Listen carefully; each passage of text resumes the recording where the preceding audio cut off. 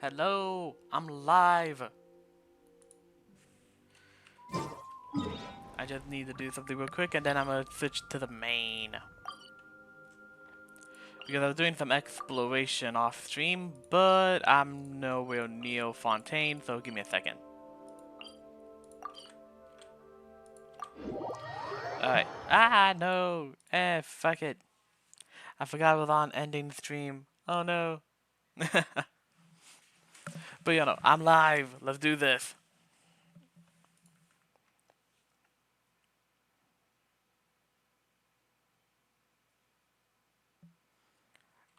Genshin Impact. The loading in the infinite loading. Gotta do this, that way I don't get spammed by text.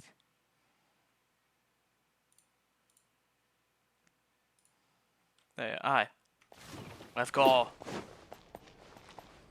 Let's continue on with Lenny's story.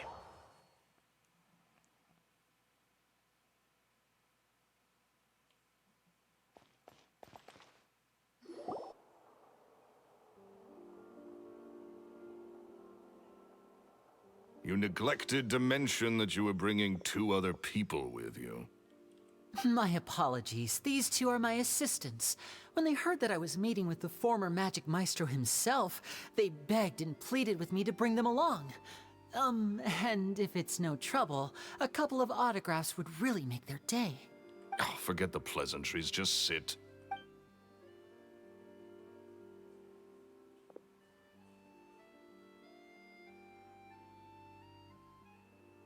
Get a load of this guy. Forget the pleasantries, he says, but he looks pretty happy about Lenny stroking his ego. I only agreed to meet since we're both magicians. Do me a favor and cut to the chase. I have more important things to do than drinking. Much obliged, sir.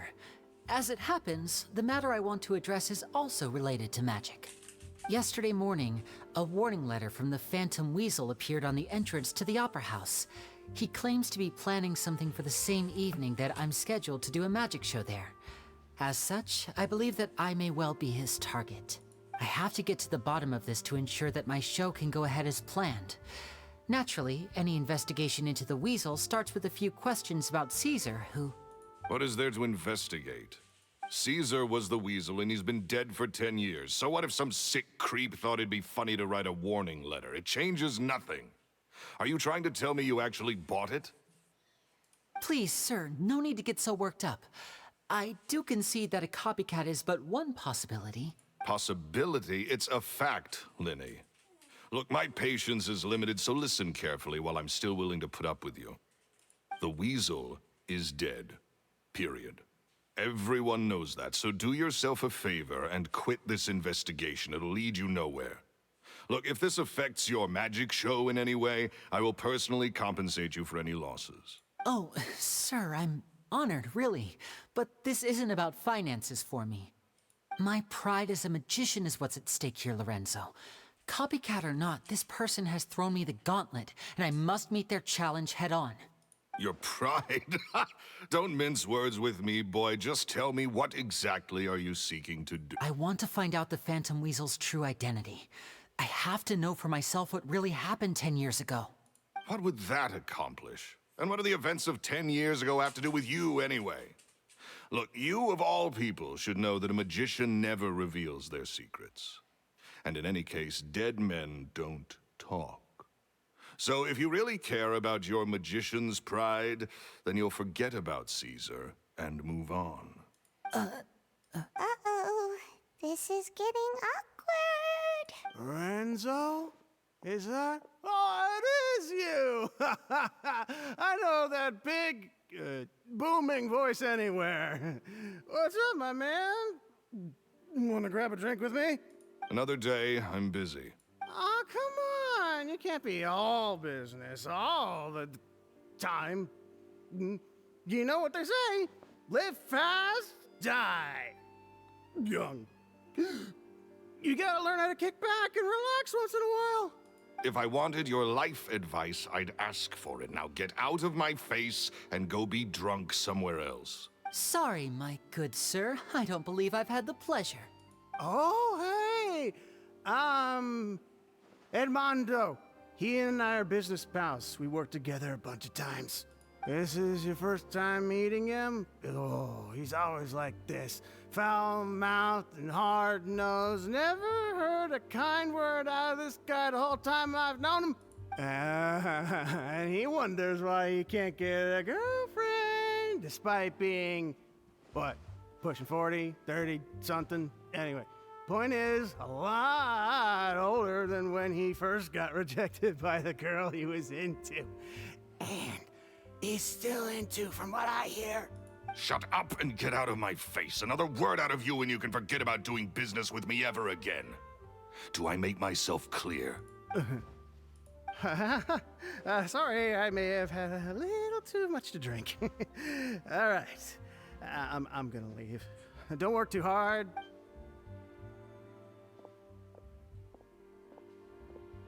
I think it's high time I made a move as well.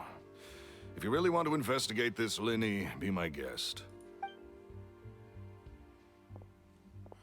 But if nothing good comes of it, don't say I didn't warn you.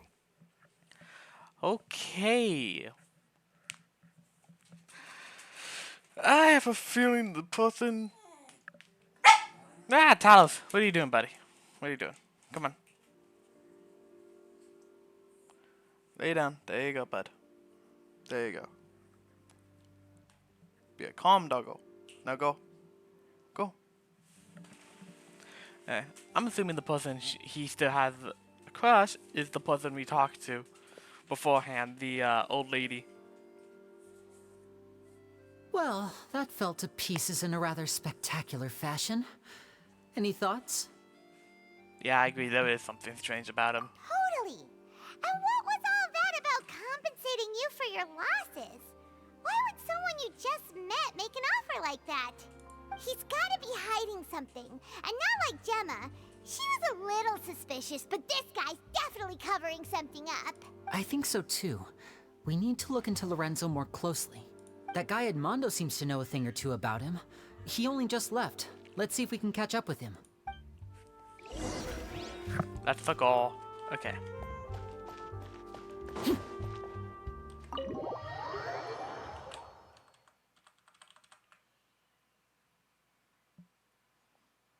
Alright. Being quiet for that long was a little frustrating. Nope. There you go. Alright. There he is.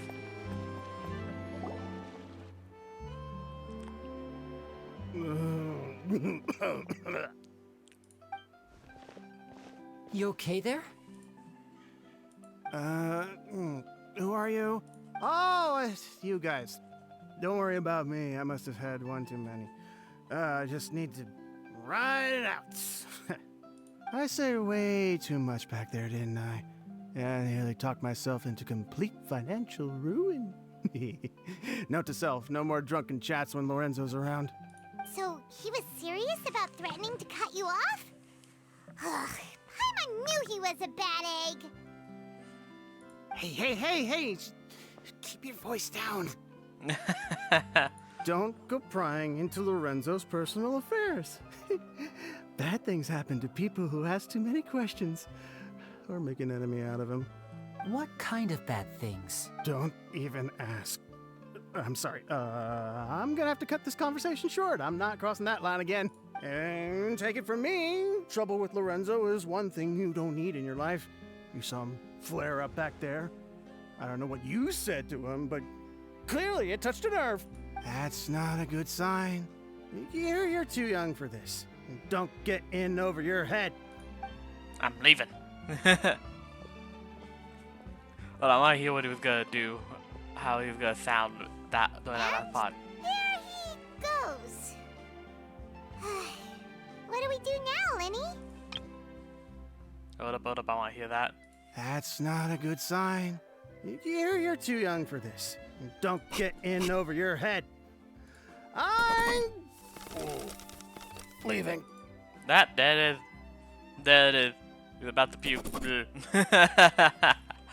Poor dude. Don't go prime. Leaving. That I is. think we're being watched. That is. Someone about was to puke. listening into our whole conversation. Shit. My bad. I don't know if that echoed. Don't say anything and don't look back. Any altercation in the city will attract the guards. We'd better take this elsewhere. Alright, let's go.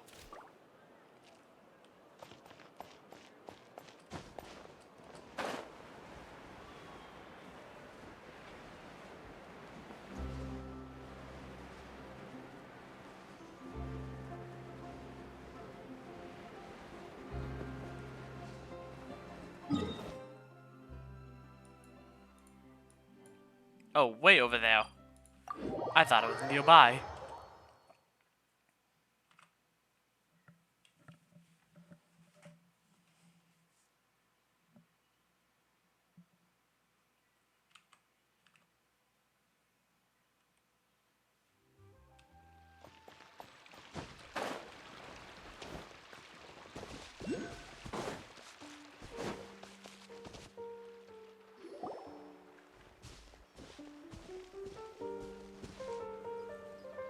You Go. followed us a long way.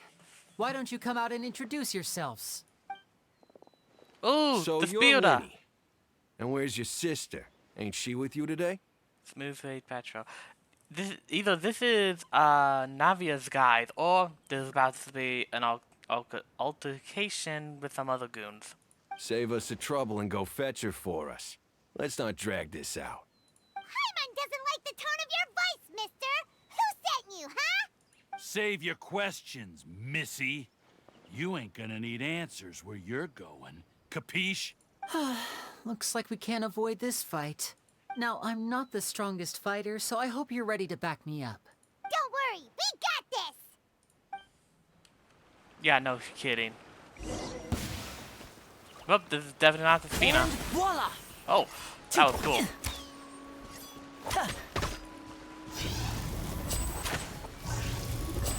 She did a fair amount of damage, actually.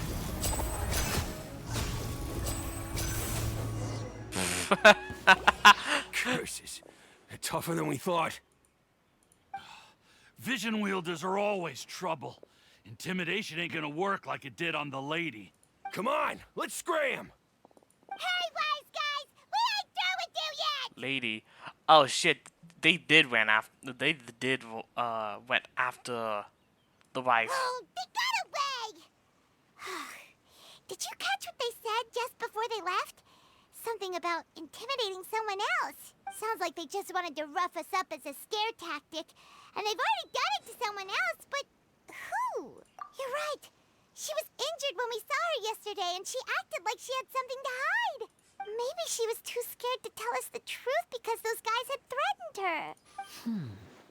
Well, if that's the case, she should be more willing to open up to us once she learns that those thugs won't be bothering her anymore. Ha! Yeah, no kidding. Let's head back to the cafe and see if we can get any information from her. Ooh, I feel like that was way too loud. I'm sorry, guys, if that was. To the cafe.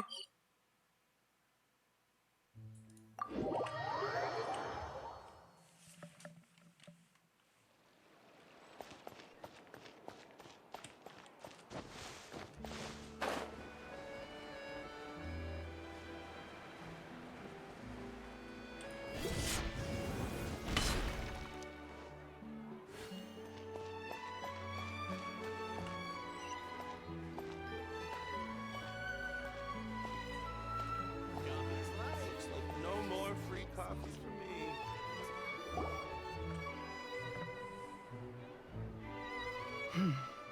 me. Gemma? You again. What is it this time?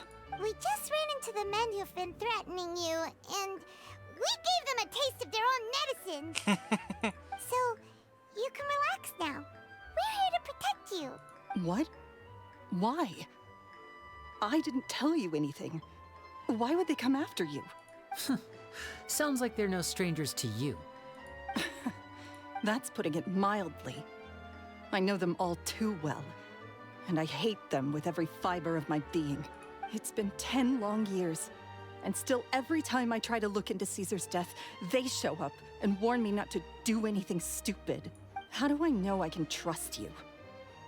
Do you really think you can get to the bottom of it all? And why are you doing this? I'm afraid I can't reveal all the details just yet, but I can promise you this. I will expose the Phantom Weasel's true identity. Because you see, this is a personal matter of the utmost importance. I give you my word. Trust me. Okay. How can I help you? I've heard that Caesar used to have a magic workshop where he kept a lot of his personal effects.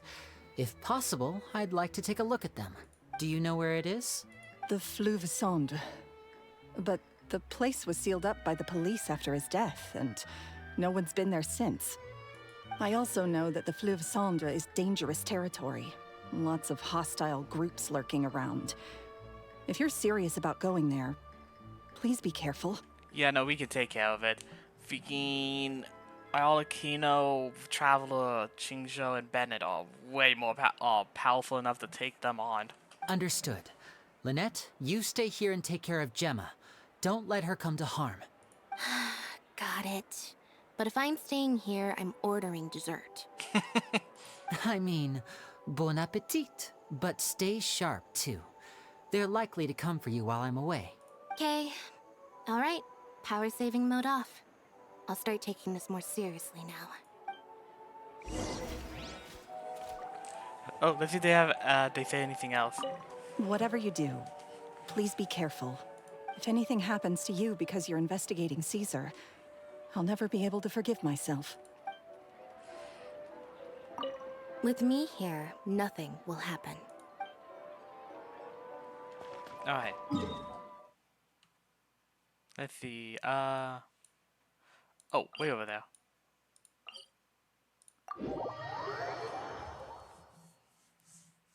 Oh. I went the wrong way. Fuck it.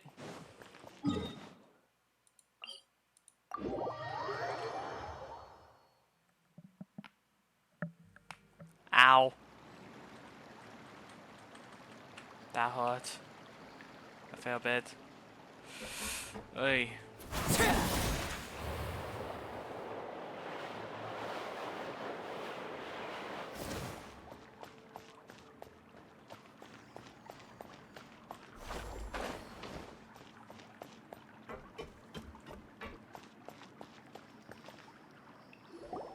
If Gemma gave us the right location, then the workshop should be right nearby.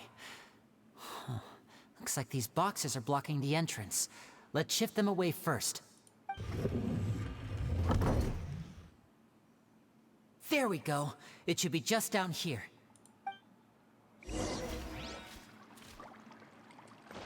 Oh, wow. Does it? I guess it really does end right there.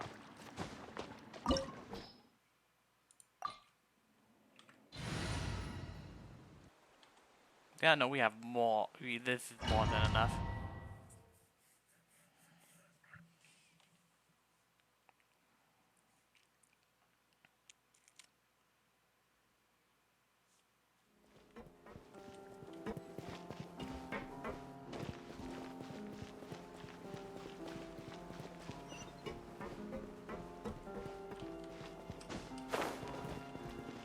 Well, okay, that was weird. I thought I saw something.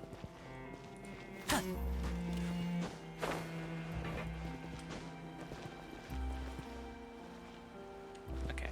First, I want to check out Lenny's stuff. Trial level 90. I freaking love that. That's cool.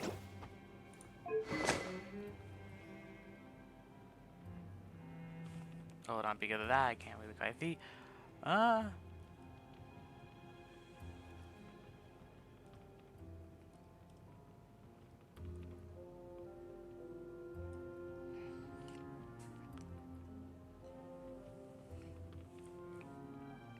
Okay, that's kind of cool.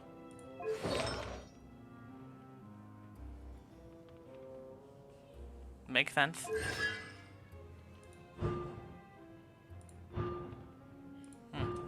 Alright.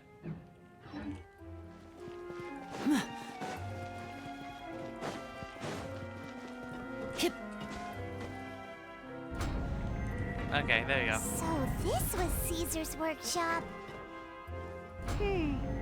Nothing suspicious here, just normal magic props. Let's head in further. What was that? Oh, is this one of Caesar's gadgets? Guess we must have triggered some sort of device. Come,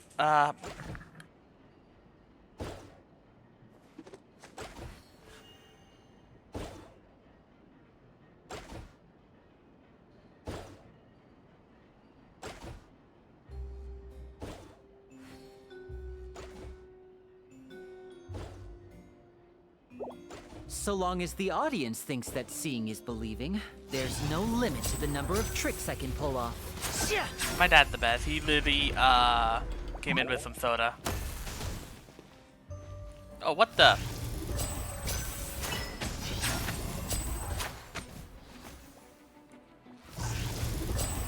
Yeah.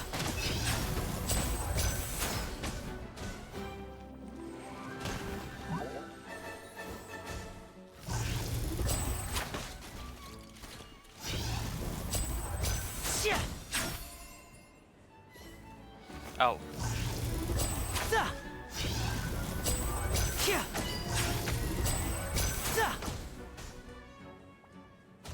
There you go.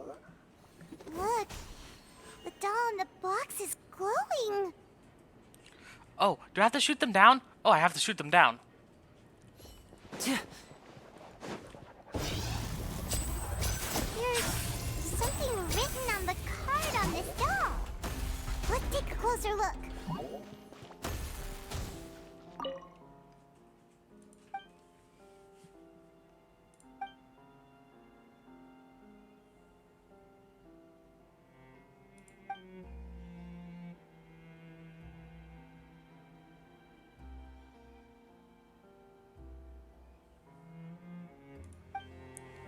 Oh.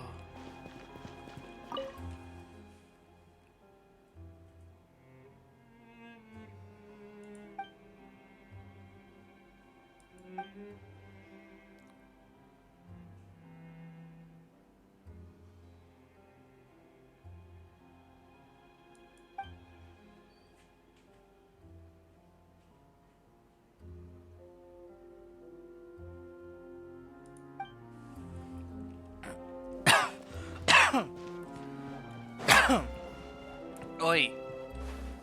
Something went down the wrong pipe. Any chests?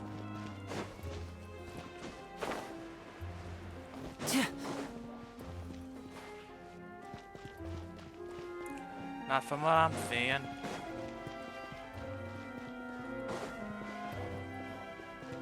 Big sad.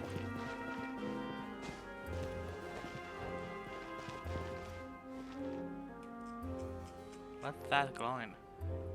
Oh, does that mean like that's a gimmick thing? The gimmick thing?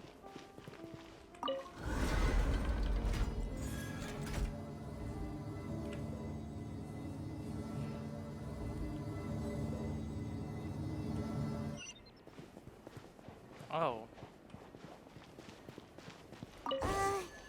These magic boxes are moving. What do we do? One of them looks different from the rest. Let's investigate. Oh. What the?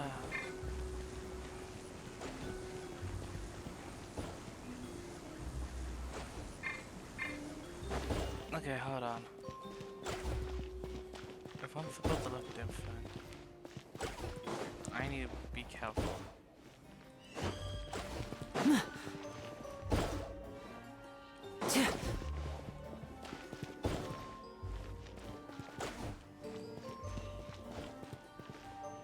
Oh! Well, that just happened. Trying to get a good angle, but alright.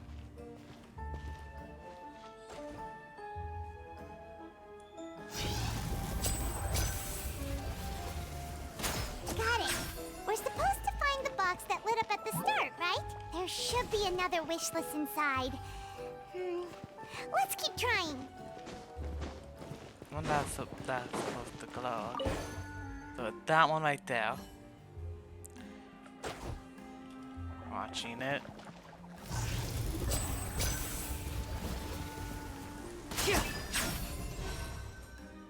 There we go.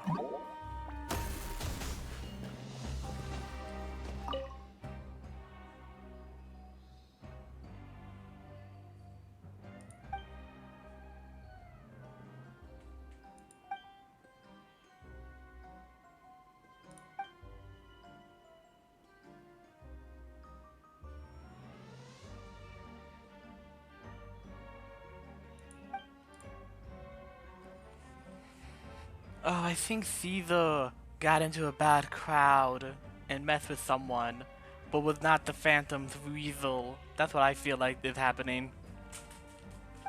Because there's no way that's actually supposed to be Caesar. Caesar. Alright. That one in the middle.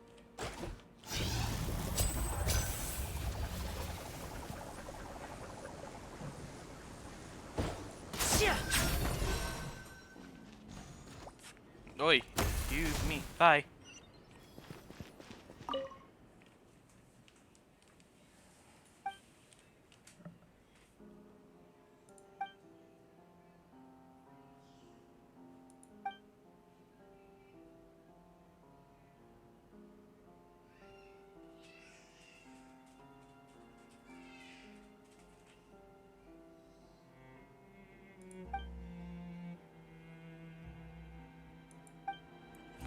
Oh. Yeah, no, definitely something happened, and I can't wait to kick some butt. Because depending on how this goes down, Caesar did not deserve what happened. Even though I have a feeling this was before the before Navia's group was founded, how come Navia was not investigating this? And if she was, where is she? That would be nice to know. Now, I need to heal. Lenny is almost dead. For no reason but my own stupidity. So, yeah, I need to fix that.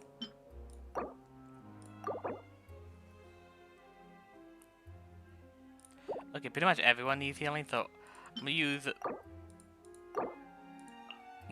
these two on Lenny, this one on Alakino.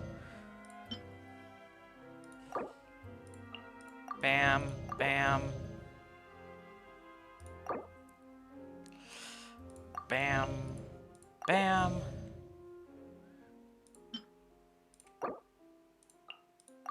Bam. Alright, everyone's healed.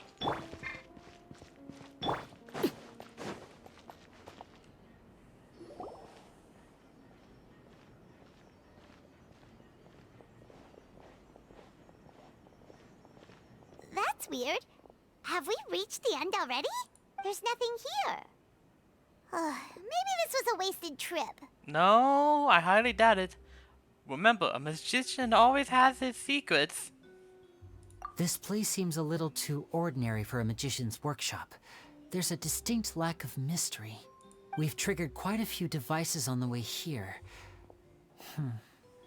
I'm starting to wonder whether Caesar built this whole place as one big, elaborate magic contraption. If so, then there must be more to this place than meets the eye. Maybe a hidden room somewhere. Aha! If I just move this book, then hopefully... and... presto! We were right. Passageway! How did you know?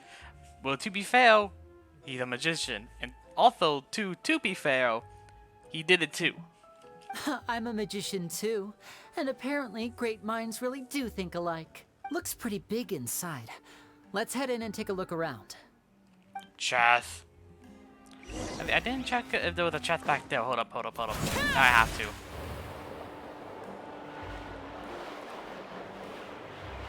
I was too focused on the thing that I forgot. Hey, there might be a chest here. Let's look around.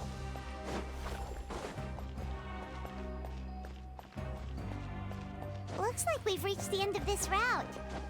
Shall we try a different one? Nope.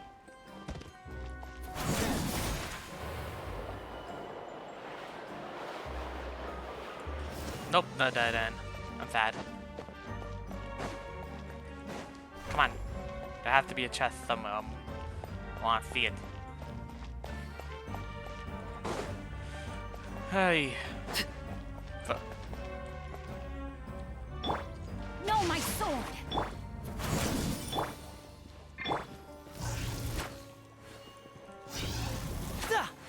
Nope, alright. And no chest here. As well. Alright, alright, alright. I'm moving on, I'm moving on.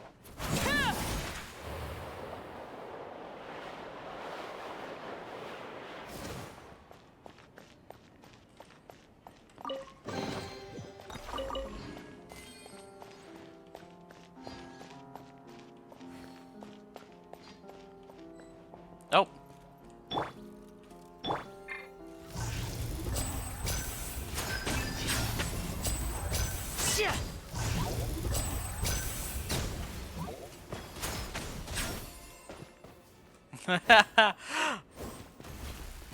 Oh, dude, I love that. If Lenny comes around, I'm definitely getting him because I'm loving that hold.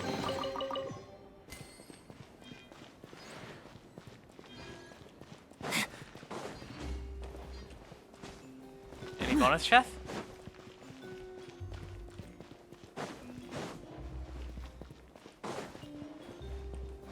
Nope.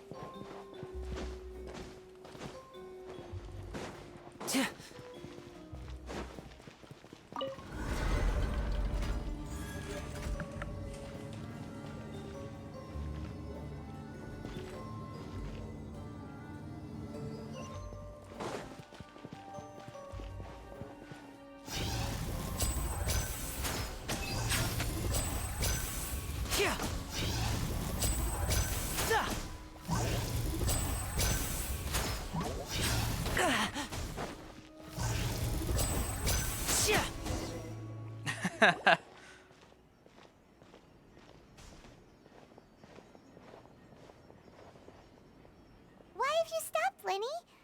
Is there some device in that box? Huh. It just looks familiar somehow. Let me check this out for a second while you guys go on ahead. If anyone makes a major discovery, let's rendezvous here. Alright. Alright, see you in a bit! Alright.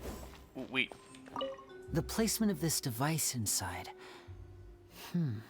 If I remember correctly... Alright. Let's look around. There probably should be a chest somewhere nearby, but at the same time, I want to look.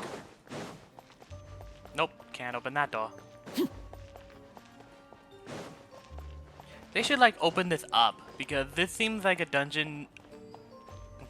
No, this seems like a domain that you can just explore. Imagine this being like a never changing domain. Oh, puzzle.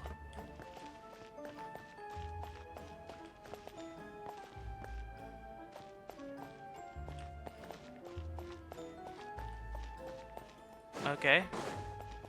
Also, big door over here too. Alright.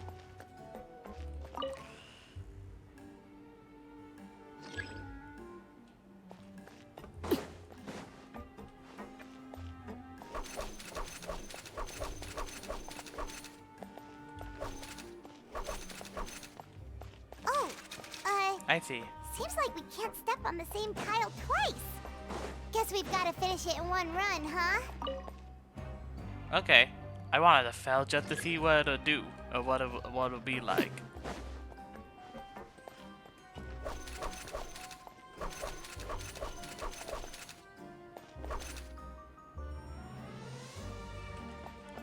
Oh. Oh, fuck. Okay. Looks like I really need to do this, right? I'm gonna try with starting over here. Ah.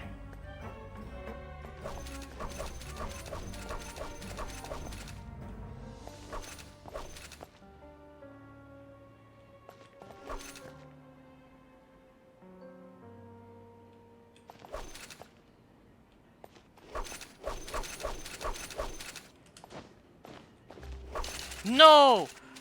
That means I could. Oh, that could have worked. That could have worked! I made a mistake!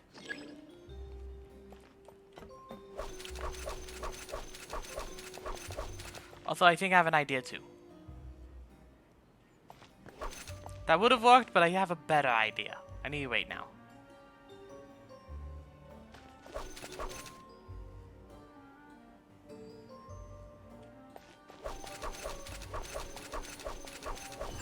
There we go.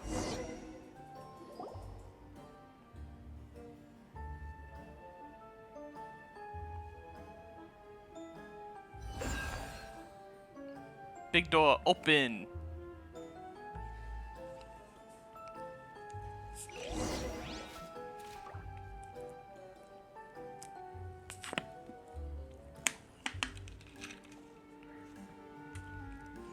Alright, let's go. Wow! There's a hidden room here! It wasn't really... See. Oh, this bookcase is full of Caesar's own notes. He wrote a lot about the principles of magic. Whew. Much too advanced for Paimon.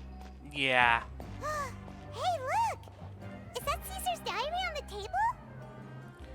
Okay, one, this wasn't really a hidden door. I will not lie. Paimon giving too much hype to hidden doors. But at the same time, that was a cool little puzzle.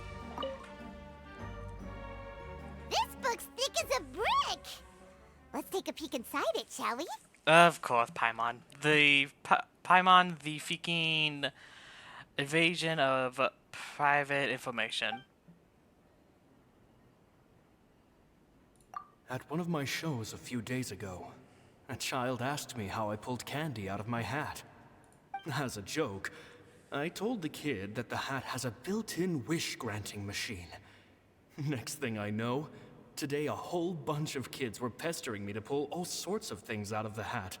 So I told them another white lie. The machine needs time to power up, but in the meantime, you can write your wishes down. Well, they took me up on that offer, enthusiastically. As I write this, I've only just got back from running around all over town, buying the things they wanted. Boy, are my legs sore. That's what you get for the wish list thing. I wound up saving very little this month, but that's not a major issue. I now have a bigger problem. How am I going to hide all these things inside my hat?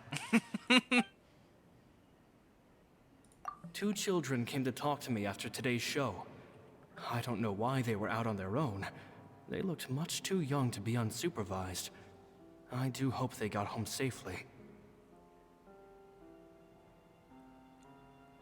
Oh fuck, that's Lenny and Lynette, isn't it? Oh fuck, that's Lenny and Lynette. Oh no. Anyway, they said that they wanted me to teach them how to do magic. It's not uncommon for children to ask this, of course, but I've never seen any of them as serious about it as these 2. I told them that learning magic is very hard work, but that didn't faze them at all. It's like they already knew.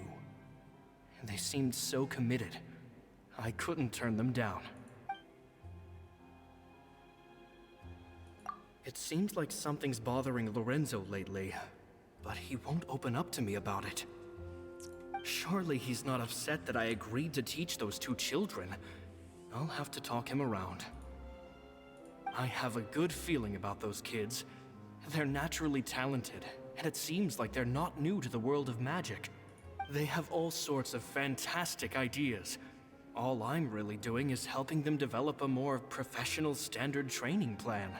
They wanted to call me Master, but I told them they absolutely mustn't. Any magician worth their salt could have taught them what I have. They're the geniuses here. Compared to them, I don't deserve to be called any sort of master. With time, I have no doubt that they could become far greater magicians than I. My only concern is why they're so mature for their age. I fear they've had to grow up too fast. I don't dare to imagine what they must have been through. It's literally Lenny and Lynette. That's Lenny and Lynette. Gemma thinks so too. She doesn't like being around them. Says that their eyes are too piercing. They don't bother me, But then again, I've never been the sharpest tool in the shed. It's nearly time for me to go on tour. I asked the two kids if they'd like to come with me, but they shook their heads. I once overheard them talking about their father and their mission. Sounds like their parents have other plans for them. I guess we'll be parting ways soon.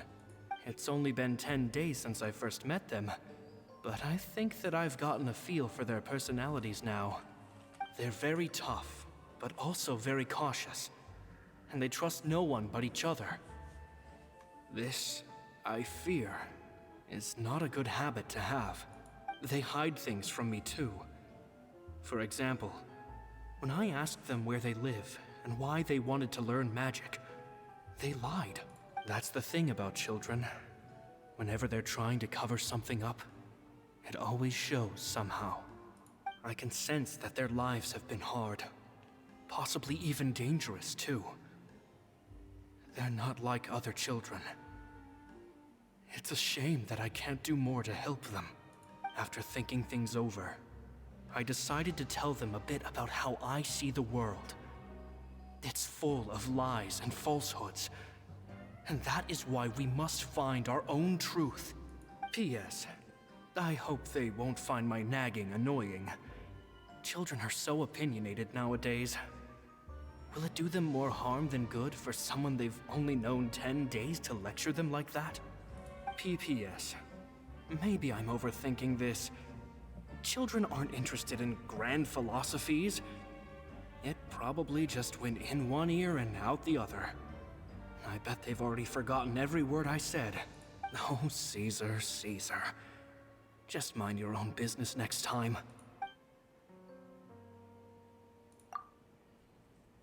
Two magic geniuses with a father and a mission, huh? That's Lenny and Lynette. Sounds a lot like he was writing about Lenny and Lynette, don't you think? So did they meet Caesar when they were kids? Let's go ask Lenny.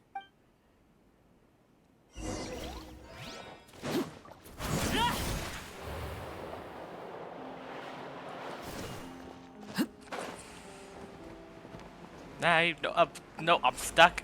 Let me out. Let me out.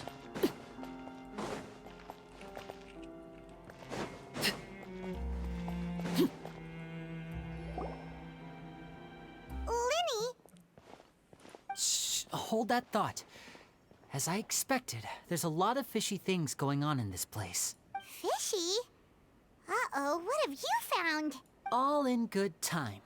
Before we go over our new leads, I want to tell you how a high-altitude escape is performed. First, the magician slots themselves into a magic box in full view of the audience.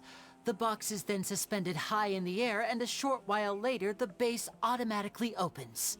At this point, a dummy will fall out of the box, but it looks real enough to grab the audience's attention, and they start wailing and screaming. Meanwhile, the real magician, who has by now blended into the crowd, waits for a good moment to make their appearance and put on a hysterical performance. Oh no! Is that me? Did I just fall to my death? Very vivid description. Paimon can really picture it. And then what? The audience's gaze then turns to the magician, and by the time they realize what's happened, the dummy has vanished, as if everything that just happened was some sort of shared illusion. Of course, that's just how I think the process should work, theoretically speaking. The inventor of this trick never performed it successfully. When the box opened, Caesar was the one who fell out, and not the dummy. He fell right to the ground from the highest point of the opera house. No one could hope to survive that fall. Not without a vision, at least. And no one else has ever attempted this trick since. My understanding of how it works is just based on what I could gather from his notes and the relevant gadgets here in his workshop. So Caesar's famous high-altitude escape has never been done, huh? Paimon was about to say how cool it would have been to see it in person, but if it's that dangerous, it's probably for the best that no one else tries to do it. No, it is safe. Someone sabotaged them. That's the thing. Wait a second. So if a dummy's supposed to drop out of the box, then where does the real magician go? How does he get out? Glad you asked. That brings us to the secret of said box. This box right here is the one that Caesar constructed himself to use in the performance, and it's not as simple as it looks. Inside, there's a device that only the magician himself would know about. Once the magician's inside and the box is lifted up into the air, the audience's view of the box is fixed at a certain angle. From where they're standing, they have a clear view of the front, sides, and bottom, but the back and the top are now no longer visible. At this point, the magician presses a button inside the box, opening a secret door out of view. He then escapes through this trapdoor onto the opera house roof, waits for the dummy to fall and distract the audience, and quietly returns to ground level. That's way simpler than Paimon imagined. Even Paimon could probably do it. Well, there's a little more to it than that, of course. The hardest part of this trick is controlling the audience's mood and reactions. That takes an exceptional degree of showmanship. There's the falling dummy, the miraculous reappearance, the pompous performing. Maybe the magician would even have themselves tied up before it begins to strengthen the impression that there's no escape. Many days and nights of careful research and painstaking practice would have gone into this, all culminating in a performance just a few minutes long, but one that still manages to transform the shock and grief of a tragic accident to the joy and laughter of a mesmerizing magic trick. Caesar was a highly accomplished magician, but unfortunately, even he didn't manage to pull it off. So, how did it go so wrong? You said you found some fishy stuff here. Have you figured out what really happened? I can make a pretty good guess. I looked into the case files. The magic box Caesar was using at the time of his death had the secret button I mentioned positioned on the right-hand side. And sure enough, he always used his right hand as his dominant hand in public. Okay. Nothing suspicious there. But here's the strange thing. Most of the devices in this workshop have the mechanism on the left-hand side, including this box right here, which leads me to believe that Caesar was in fact left-handed. Because a magician can't afford to have their most basic habits stand out too much. People naturally focus their attention on the most important details of the task or situation at hand. But a magician needs to be able to redirect an audience's attention at will, so as to avoid arousing their suspicion. The essence of magic is getting people to believe a lie. If even the truth raises eyebrows, the falsehoods become all the more difficult to mask. And so, Caesar trained himself to use his right hand to align with his audience's expectations. Great magic always requires sacrifices. But in his most stressful and nerve-wracking moments, and when no one was watching, reflex would kick in and he'd use his left hand. That's why he set his gadgets with the mechanism on his left. Exactly. I think that's likely what happened. Caesar would have been under a lot of time pressure during the escape. He'd have had mere seconds to open the hidden compartment, retrieve the dummy, then open the secret door and make a swift escape. But I'm sure he was confident. He would have rehearsed countless times to the point where it was second nature. He'd barely need to think about what he was doing because muscle memory would guide him through. So he opened the compartment, took out the dummy, checked everything was in order, and then went to leave. With his left hand, he reached for the button, and suddenly, his heart skipped a beat. It wasn't there. Much like when you reach for your keys but find your pocket empty, his mind needed a moment to process what was going on. Instinctively, his left hand would keep feeling around for the missing button, maybe for another second or two, until the bottom of the box gave way. With the stakes being as high as they were, just a 2-second delay cost him everything. The authorities would find nothing suspicious and conclude that his death was due to his own error. When in reality, someone switched the boxes, and they did it to murder him. Yep. But how would they be able to make the switch without being noticed? That would be difficult to pull off, no? Unless you're the assistant. It would have to have been someone who knew that he was left-handed, and who could move his props around without arousing suspicion. Someone who was always by his side. His assistant. Isn't that right, Lorenzo? You just couldn't let sleeping dogs lie, could you? There's not a lot of people who'd go to all this trouble for some magician who died 10 years ago. I didn't want to have to do this, you know. Silencing you the hard way just creates more problems for me to deal with. But I gave you your chance. I hoped you'd do what's good for you and back off like the lady, but you disappoint me. You mean Gemma? So you are the one who's been threatening her! Yes, although however stubborn she might be, she was never much of a liability. But you people, you never even knew him, but for some reason you just wouldn't drop it. Which is why you can't leave this place alive. Take them out, and make it quick. Do your worst! Yeah, come at me, bro. Step right up.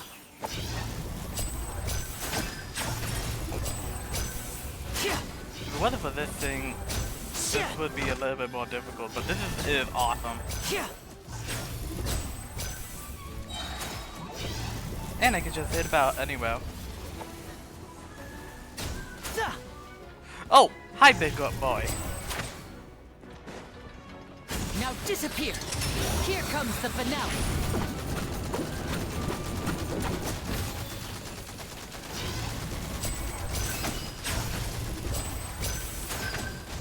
And that's GG.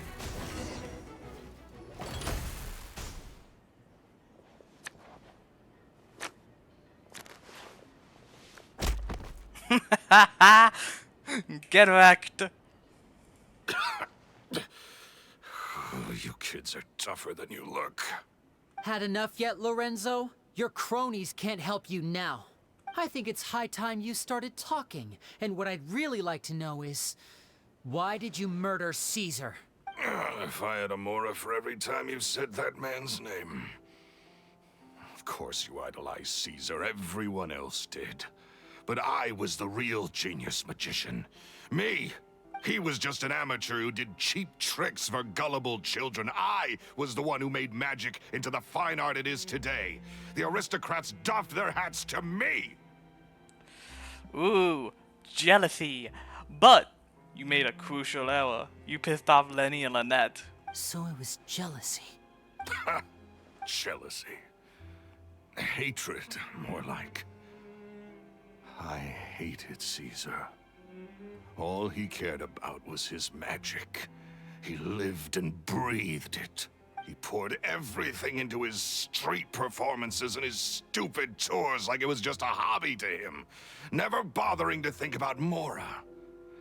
What sort of fool devotes their life to the art of deception and never has a Mora to show for it?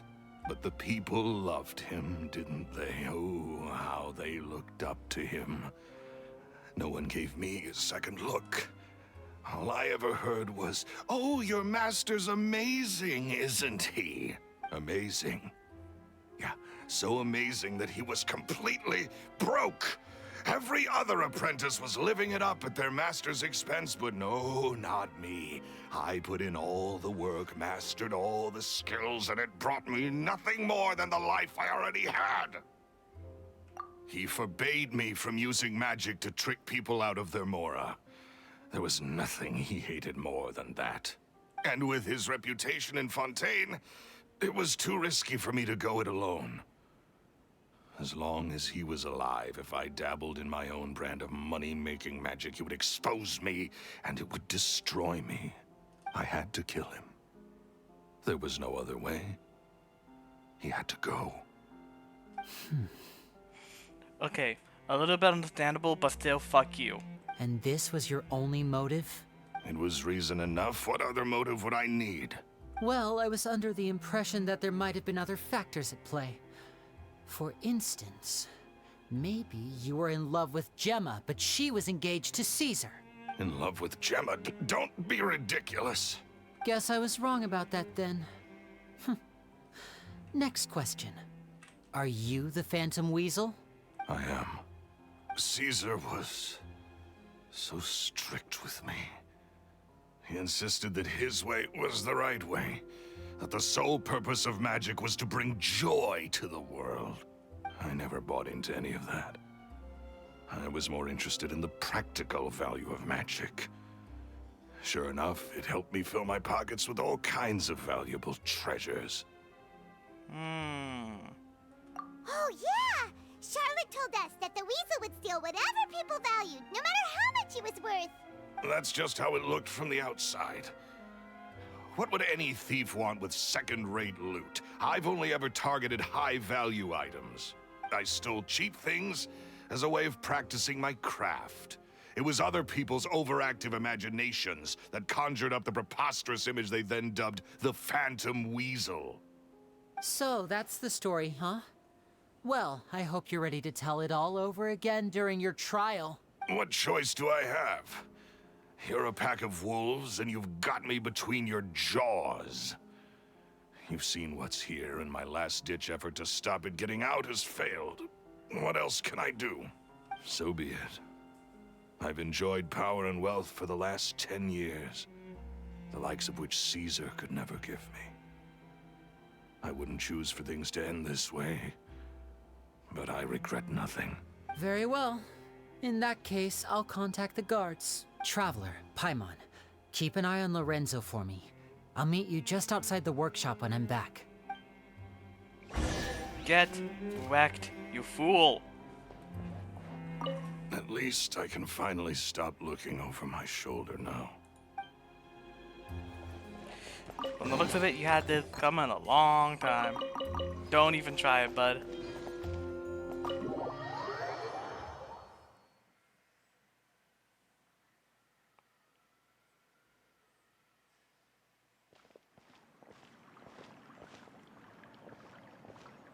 Lily has told me the whole story. Lorenzo, do you confess to the murder of Caesar and to framing him for the Phantom Weasel's crimes?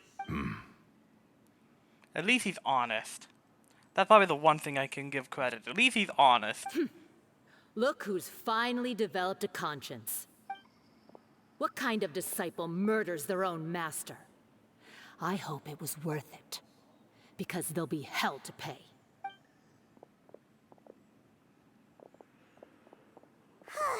Looks like it's all over.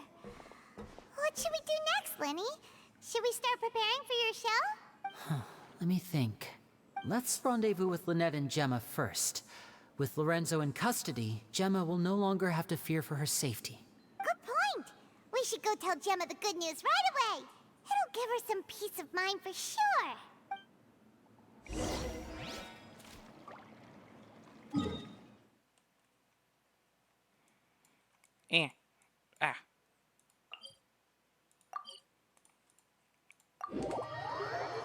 I'm not dumb. He's gonna do that trick. He's gonna complete that one trick his master never could, because he hadn't. Because there was sabotage, his greatest wish or something like that. Oh, I would be so happy when I see that. I hope that's gonna be the case.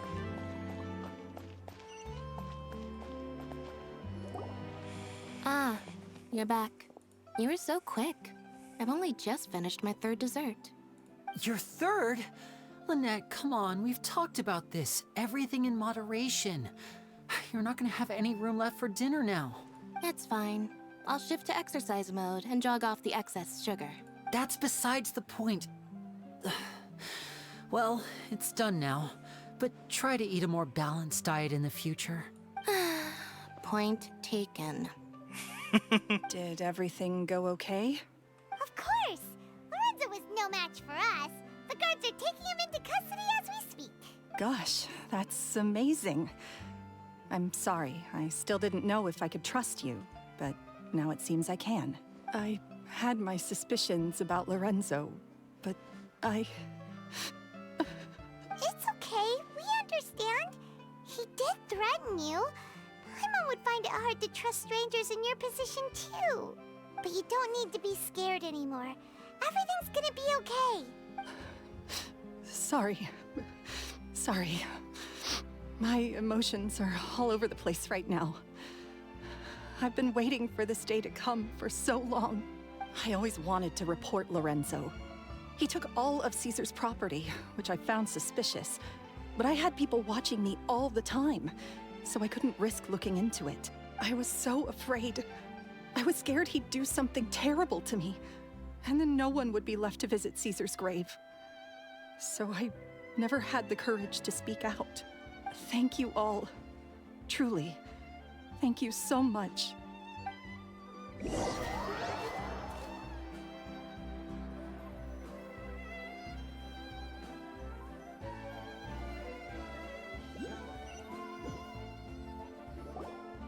Thank you all for clearing Caesar's name. I never would have guessed that Lorenzo was the real Phantom Weasel. He never showed any signs that there were problems between him and Caesar in public. From the outside, it looked like they got along great. And to think that lowlife's been living life to the fullest all this time, while Caesar's name was getting dragged through the mud. It's a travesty. At least his soul can finally rest in peace now, thanks to your efforts. If only I'd realized before it was too late. Don't blame yourself, Gemma. This isn't your fault. Yeah, you still have the rest of your life to live. Caesar wouldn't want to see you spending it feeling guilty. Cheer up, Gemma. My brother's doing a magic show at the Opera House tomorrow evening. Would you like to come along?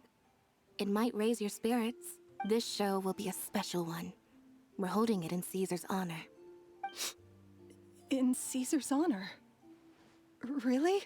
Oh, thank you. I'll be there. Great. We'll see you tomorrow evening. Traveler, Paimon, don't be late. Don't worry, we'll be there. No way are we gonna miss out on a free magic show. Let's go. They're going to do it. Paimon feels like we're forgetting something. Oh yeah, Caesar's diary! We never found out if the two kids Caesar taught magic to were Linny and Lynette or not. Linny changed the topic back in the workshop, so we didn't get a chance to bring it up. Oh well. Guess we'll just have to ask Linny tomorrow evening. He's most likely not gonna let that be brought up. Ooh.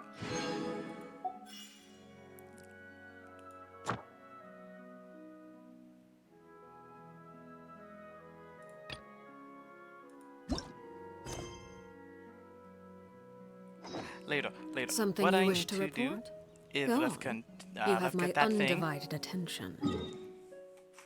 God, where is it? Let's get this, and then do the magic show. Ad Astra Abyssosk. Thank you for completing. Ad Astra Abyssosk.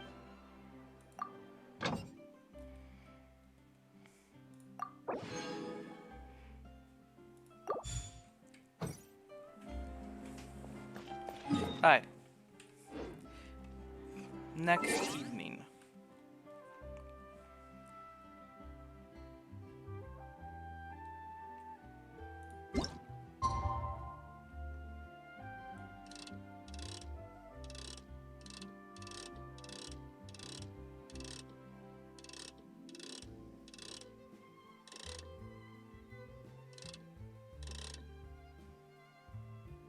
Just in case.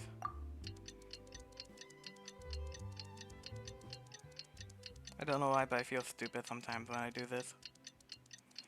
Because I can't read when I can't read clocks like those, like that, like it's really confusing to me.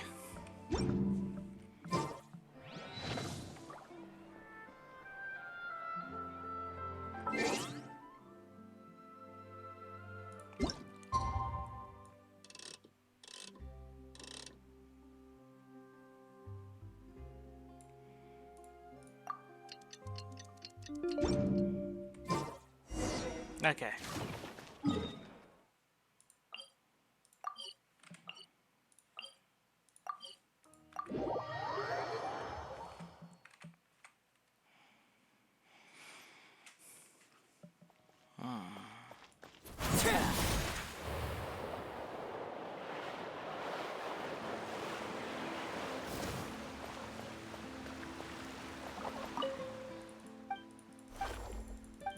God. This is not Yeah. See. No, I do not. Damn. Let's see, how many do I have? Only 2. I thought it would be more than that.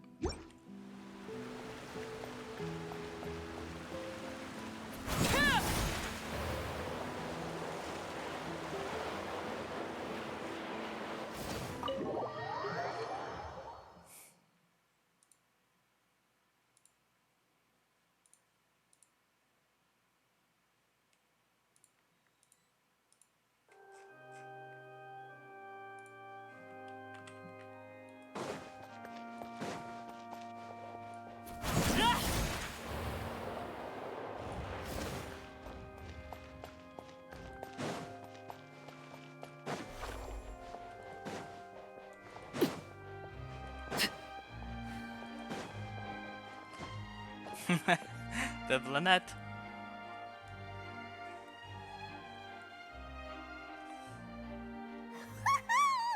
Paimon's excited to see another of Linny's magic shows!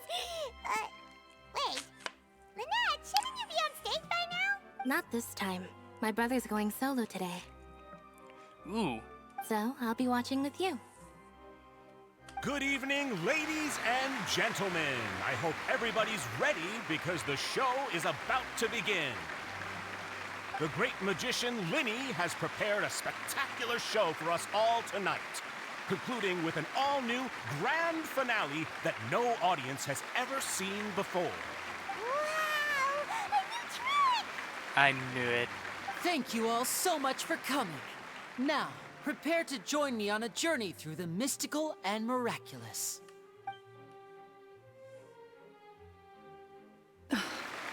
Exciting stuff, isn't it? Yes, it's just... It reminds me of him. No wonder. Caesar was a famous magician too. So, how did you two first meet, Gemma? Well, I was out on the street once, and I saw him performing for little children. Children love magic, because they're willing to believe in things that can't be rationally explained. Caesar had this amazing way of bringing them into a dreamlike world. And somehow, I felt drawn to him too. So I went up and asked him to do a trick for me. Aw, that sounds so romantic. What trick did he do? It was with a flower. He took it in his hand, snapped his fingers, and it magically appeared on my head. I was so happy that day. No one had ever given me a flower before that.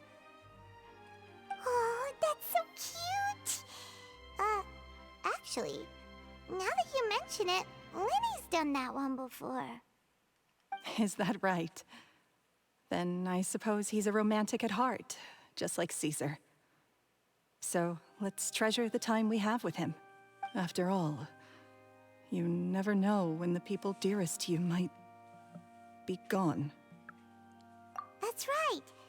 It's all over now. Paimon doesn't really know how to comfort you, but at the very least, no one's gonna be intimidating you from now on. You can breathe easy at last, right? Right. Yes, you can breathe easy now. Phantom Weasel.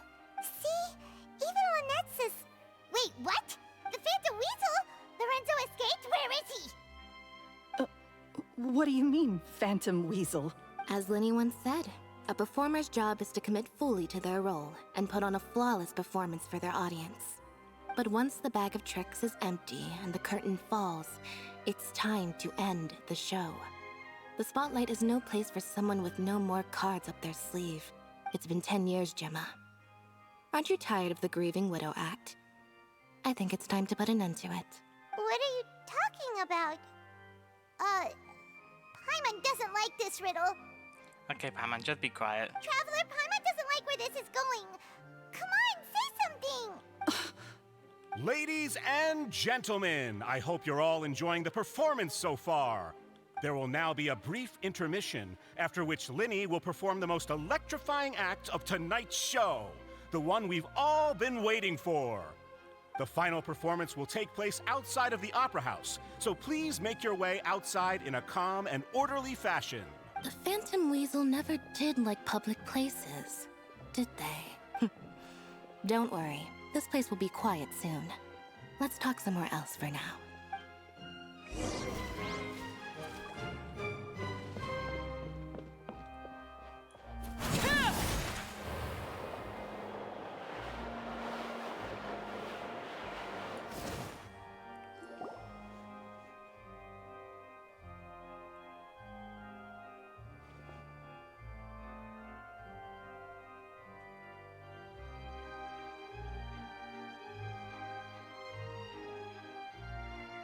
Dear me, this is awkward, isn't it? And unfortunately, I'm all out of gadgets, so I'm afraid I can't do any tricks to liven up the mood. This is a big mistake for a magician to make, but thankfully, I do have a backup plan. Now, who wants to hear a story? Lenny? Don't we have more important things to address right now? Lynette accused Gemma of being the real Phantom Weasel a moment ago. Oh, what the heck's going on? And that's where the story starts. All in good time. Magicians are good at guessing what people are thinking. I know the questions you want to ask. And as it happens, the story I'm about to tell might answer a few of them. Really? Well then, let's hear it! Paimon's dying of curiosity here! There she goes. Of course, Paimon. Let's go back to the very beginning. A decade ago, when the Phantom Weasel was terrorizing the court of Fontaine. She never missed a target, never left a trace, and no treasure was safe from her thieving hands. But as her infamy grew, so did the readiness of the police, and her opportunities to act became ever fewer. Every day, she ran the risk of being exposed for who she was. Of course, she could not simply take this lying down, and before long, she found her ticket to freedom. She would create a scapegoat, a false weasel to close the chapter on her behalf. After weighing her options, she set her sights on a renowned magician, Caesar. After all, magic and theft shared enough similarities for people to buy the story when the truth came out. So then what? Being the master deceiver she was, the weasel easily earned Caesar's trust. Now, all that remained was to frame him for her countless crimes. But as she was considering how to make her move, she noticed Caesar's aggrieved pupil, and a new thought entered her mind. Maybe I don't need to get my hands dirty after all. At her encouragement, Lorenzo tampered with Caesar's magic box, causing him to fall to his death. Afterwards, Lorenzo seized his master's property, and the weasel set about tarnishing Caesar's reputation. Two co-conspirators committed the perfect crime.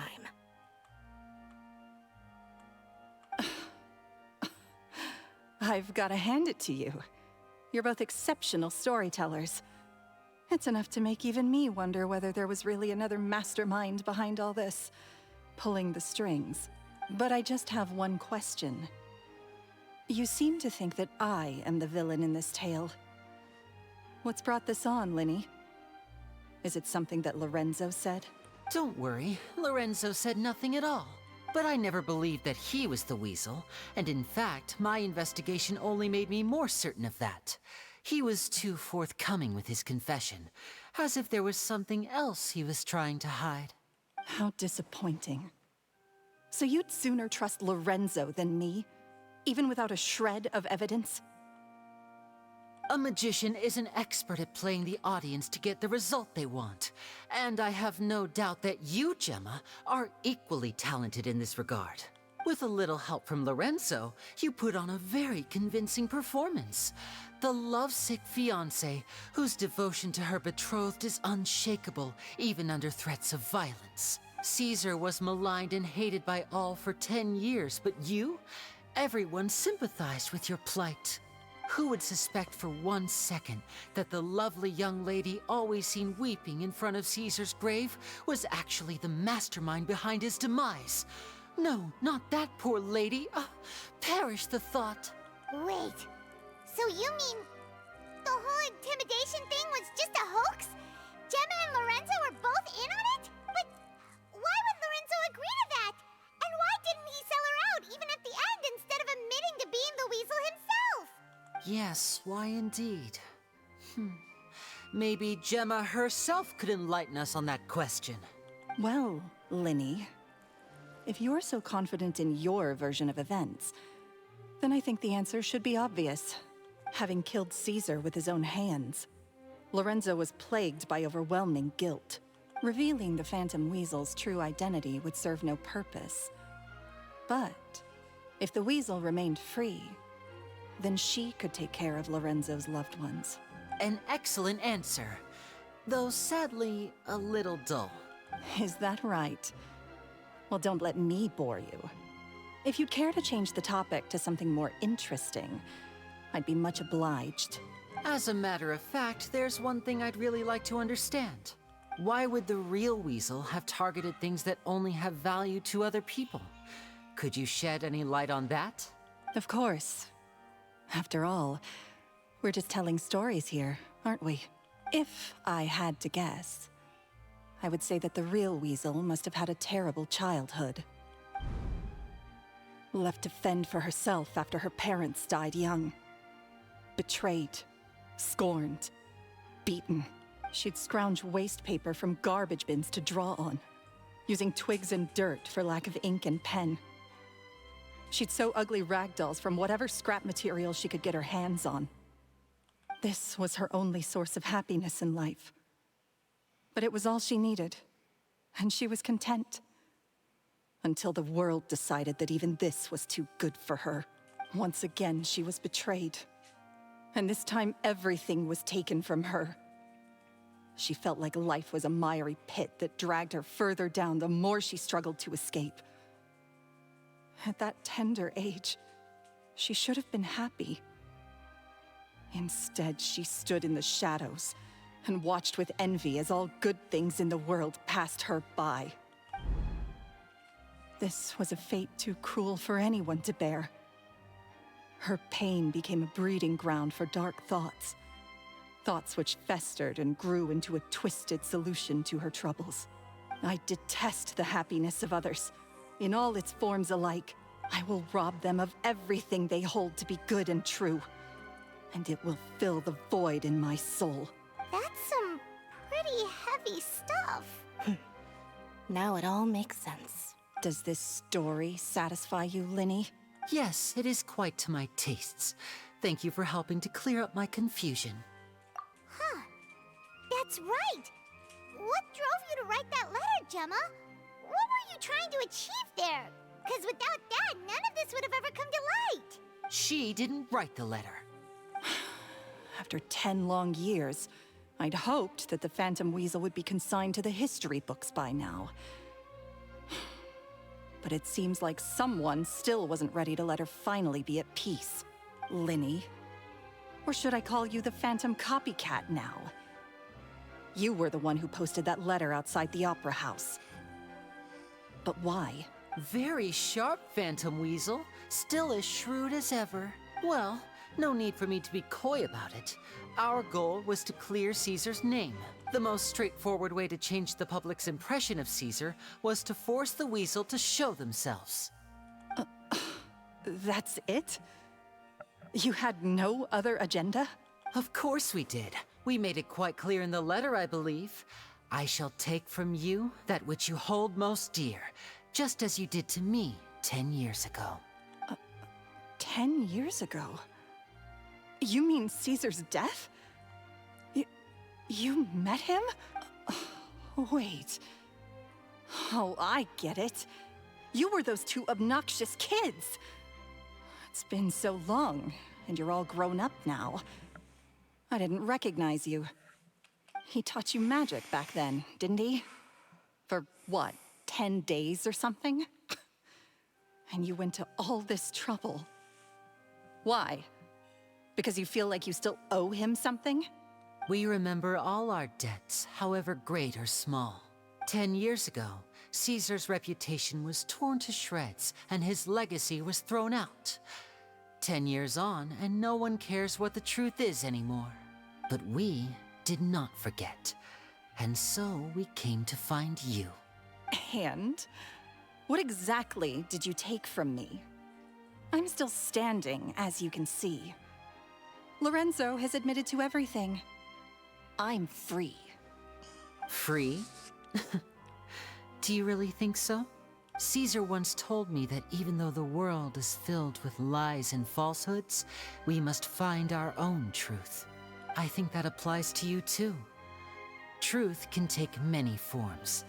Prized possessions with nostalgic value, fervent hopes and dreams, and irreplaceable people. Life took many things from you, and those wounds never healed. When they ached unbearably in the dead of night, stealing became your way of numbing the pain. What are you trying to say? I'm saying that for the last 10 years, you've been living a rather uneventful life. Perhaps that's because you found something other than a life of crime to fill the hole? Back to Lorenzo for a second. He murdered his own master, played along with your act, and took pains to make sure any suspicion would be directed towards him. But what did he have to gain from all that? He knew who you were and the things you'd done, and despite that, he was willing to give everything up for your sake. He's the reason that you haven't felt the compulsion to steal in all these years. You're more than just accomplices in murder. You're the only real friends each other has. So I think you know, deep down, that he is the only truth you have in your life. But that truth is gone now. And I guarantee you, you'll never see it again. Congratulations on your freedom, Gemma. Your freedom will cost you dearly. From now on, you'll be all alone in a world full of lies and falsehoods. I do hope you'll be able to bear it. You've still got a long life ahead of you after all. Gather round, one and all. The time has now come for the amazing Linny to perform his final act in tonight's show. I'm sure you're all wondering what he has planned for the grand finale. Well, wonder no more, for the answer is a death-defying high-altitude escape. A high-altitude escape? I'm sure you all remember the magician Caesar. This was the very trick that led to his fatal fall, after which he was dubbed the Phantom Weasel. But we have now learned that Caesar was wrongly accused, and that the real Weasel has now confessed to their crimes. Guess that's my cue to leave. Whew. I've been practicing this one for ages now, but I'm still a little nervous. Traveler, Paimon, I hope you enjoy the rest of the show. There may be a lot of people watching tonight, but you alone are my true witnesses.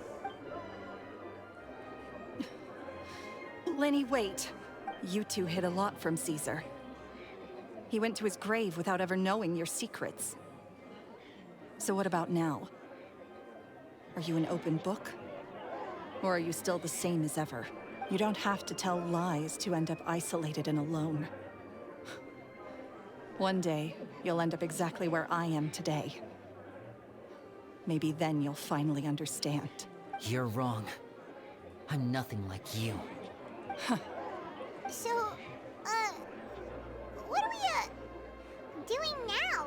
Like Linny said, when you're ready, let's head outside and watch the show. But what about Gemma? She'll figure out what's best for her soon enough. Oh, and if you'd like to see Linny after the show, you know where he'll be. The usual haunt. Alright. Well, let's go and watch Lenny's finale then. This trick's a pretty dangerous one, but he should be able to pull it off, right? Yeah, no one sabotaged. What is my truth? Sometimes I think I'm like a gambling addict. All I care about is winning, and it doesn't matter what's at stake. By the time I come to my senses, I'm left with nothing. Oh, if I had my time again. Magicians are not like thieves. Thieves only tear things apart. But good-hearted magicians, they put things back together. Yeah, no, I agree with that right there. Alright, let's see this. I have a feeling this is gonna be a good animation too. It's not gonna be like in-game animations. Let's go.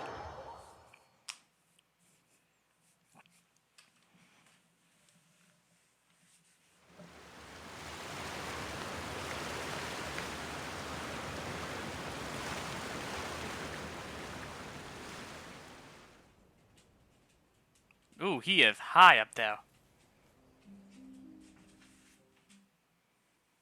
Magic should be mysterious, surprising, and defy logic. Magic is hard work. Every single movement has to be practiced thousands of times. It's alright. We're used to that.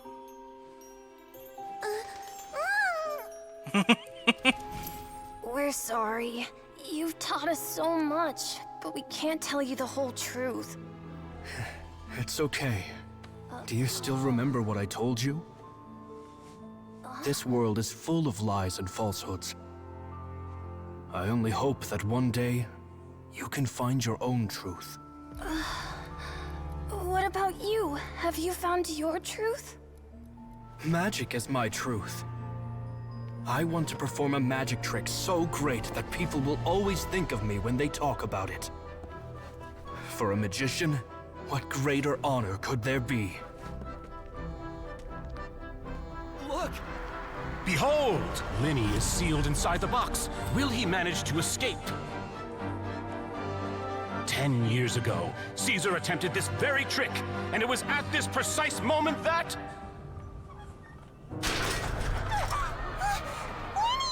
Watch out!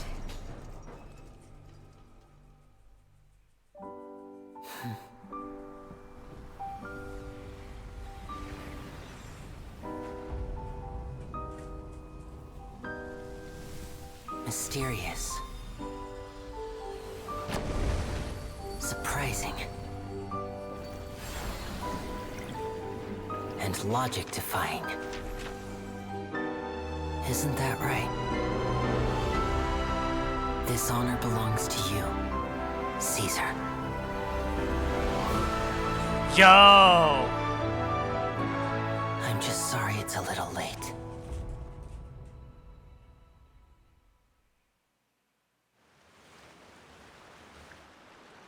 Did you see that?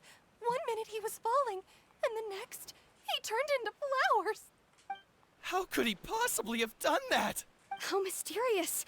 I didn't blink once. He just vanished, right in front of my eyes. What a heart-stopping magic show. This was really worth the trip. Oh shit, hey Charlotte, I didn't know you were even here. Caesar's name has finally been cleared, and Fontaine's new star magician Linny has fulfilled a wish on his behalf. Oh, I couldn't ask for a better grand finale. It will make a great headline for the Steambird tomorrow, even if I do say so myself. Whew. Looks like everyone really loved Linny's grand finale. Paimon doesn't see Linny anywhere. Where'd he go? Oh, Lynette said he'd be waiting for us at the usual hunt. But, where is that? Oh, you mean the one where Caesar's buried? Yeah, that's probably it. This whole magic show kinda seemed like Linny's way of saying goodbye to Caesar. So it makes sense that that's where he'd be afterward. Alright, let's go look for him there. Aw man, I don't get to ask questions. Really, I don't get to ask questions on, with freaking Charlotte. Damn, Charlotte must have really moved it. Ah. I'm a little upset now. Alright.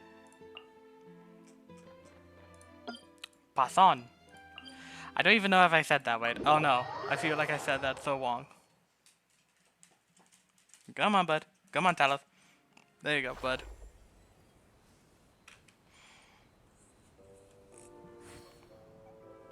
Love you.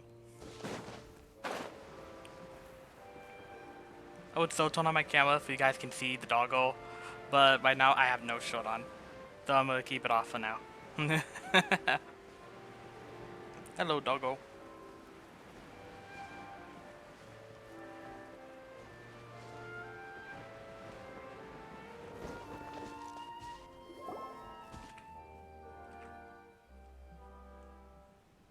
Linny! There you are. scared to death when the chain broke. Paimon was sure something had gone horribly wrong. Magic is a performance art. A magician has to get creative to keep the audience on tenterhooks. That's our job. So I tweaked Caesar's original setup a little to keep it fresh. I was honestly a little nervous during the live performance. The thought of falling, suddenly feeling weightless, seeing the sky and the ground spinning and spinning. Sometimes, I can't help but wonder what Caesar thought in those final moments. Did he regret taking Gemma and Lorenzo on? Or did he believe that it was his own slip-up right until the end?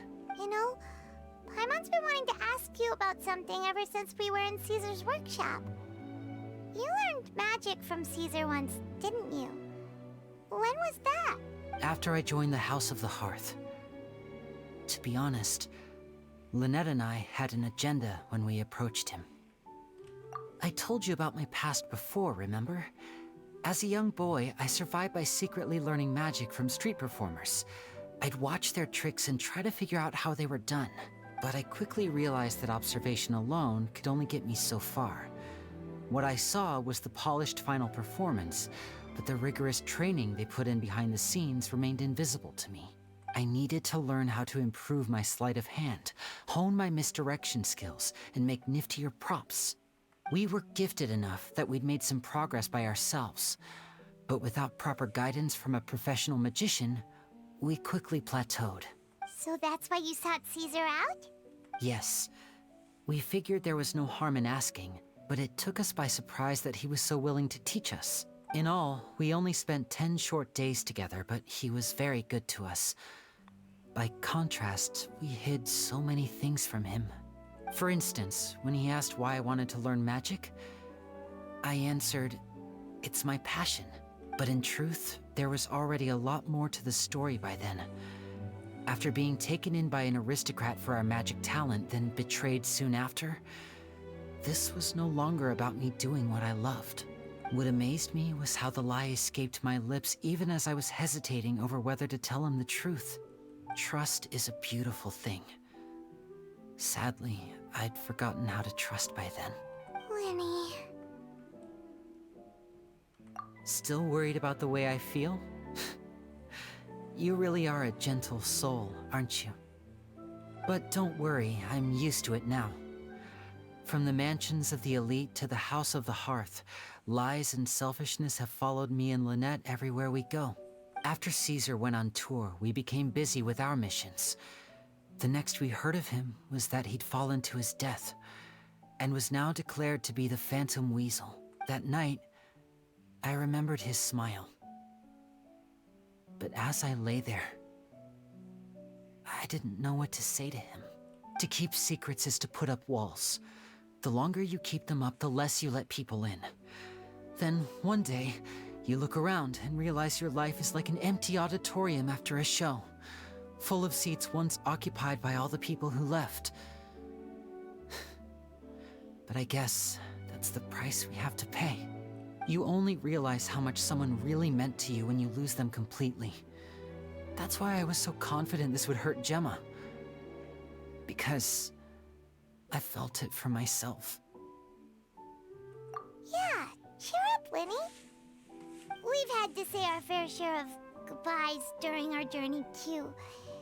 But whatever happens, Paimon always believes in what tomorrow brings. Yeah. Delicious food, fun toys, and the Traveler by my side. Paimon just needs to focus on things like this, and all the unhappy stuff goes right out the window. You know, Traveler, doesn't that kind of make you Paimon's truth? Exactly. It's the same for me and Lynette. We are the truest thing each other has in the world, and nothing can replace that. Life has taken plenty from us, like it did from Gemma. But at least it left us with each other. That's what gave us the strength to get through the darkest days.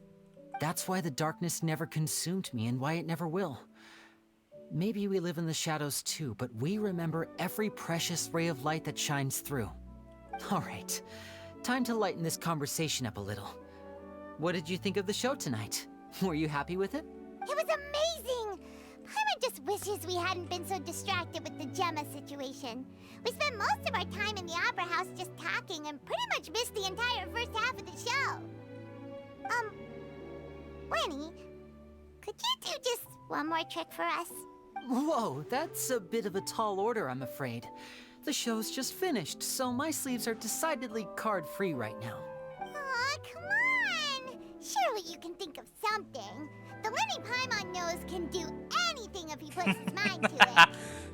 I see where you're going with Paimon. That's a good idea. Yeah, one more trick. Come on, you'll be happy. Oh, all right then. I'll give it a go, but only because it's you. Watch closely. I have a flower in my hand. You liar! There's nothing in your hand! We ain't going along with this! Huh? My goodness, you're right. But I could have sworn I brought one here with me. Okay, try this. Count down with me. 3, 2, 1. 3, 2, 1. Now, have another look around. Maybe the flowers appeared somewhere else.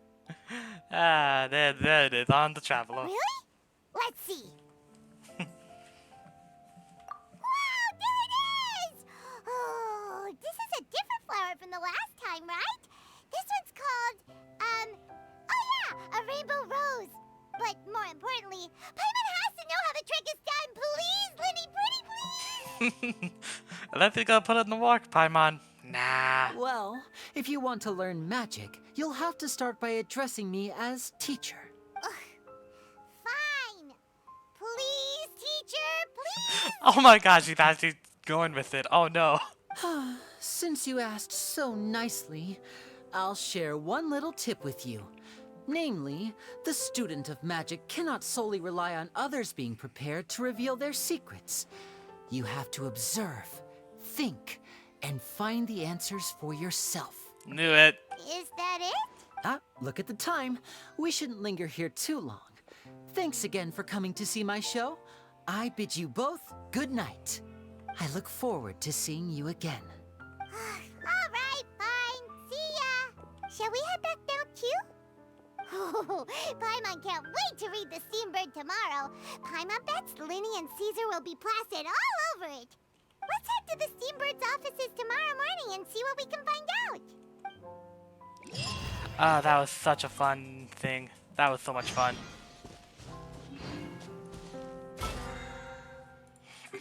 Fun show. That was a fun show.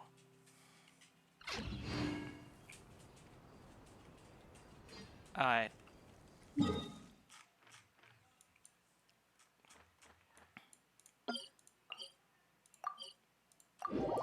go over here.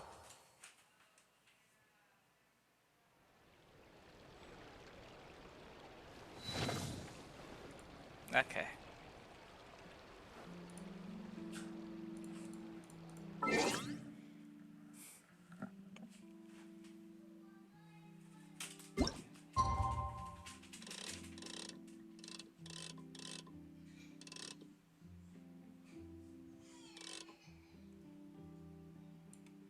Uh-oh. Sounds like my nephew did something.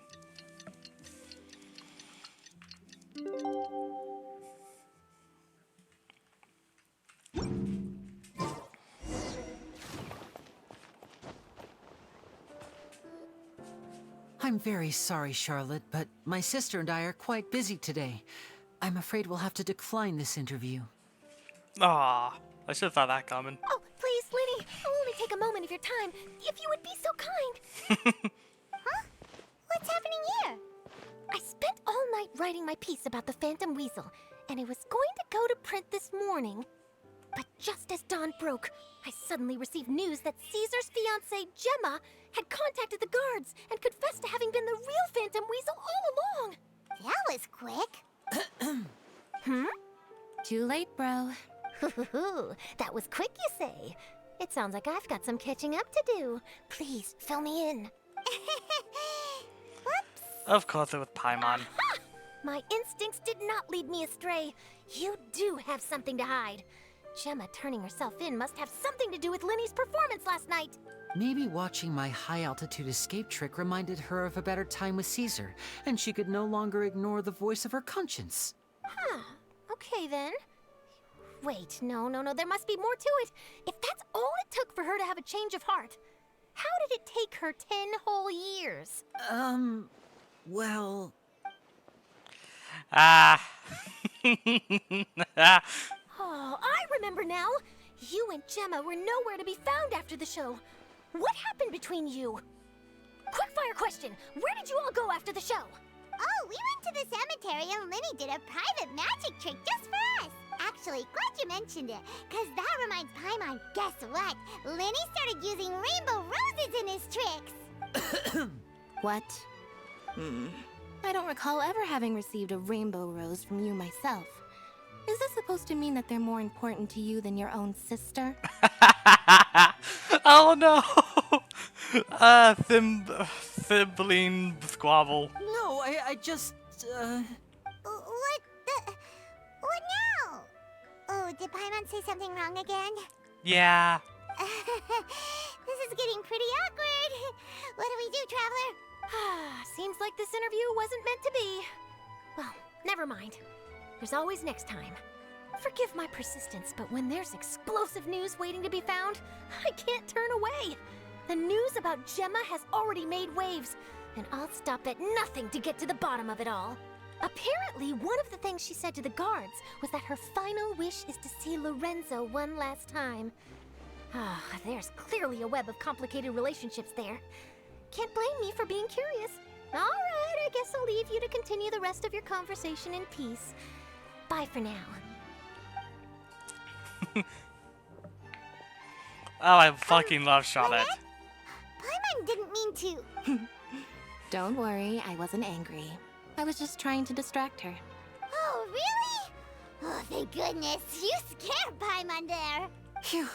You and me both, Paimon. You and me both. At least it did the job, right? Please, take good care of that rainbow rose. I'd be really upset if you lost it. Oh man, no more questions? Really? Come on. I love doing that. That's not fair. At least let me ask. At least let me talk. I'm sad. Right, what's the next one? No, not yet. I know that's not next. Next is... Oh, Nouvellette. Oh, it's everyone from Fontaine. Fuck yes.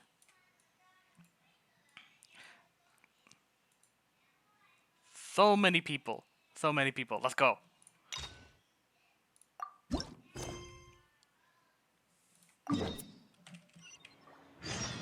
How many of those purple books do I have right now? Am I back to 1,000?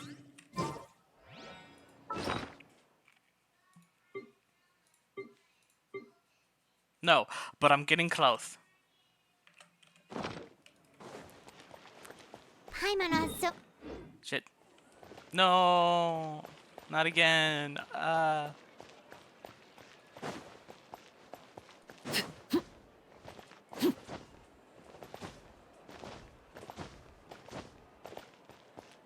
Every time.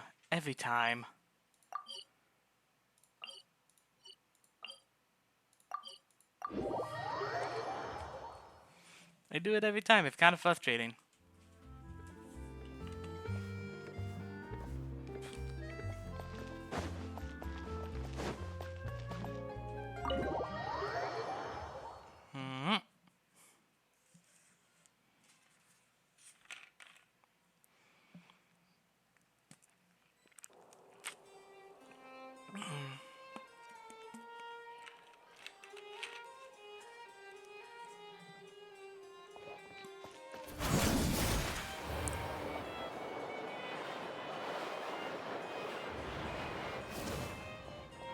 Hello, Nouvellette.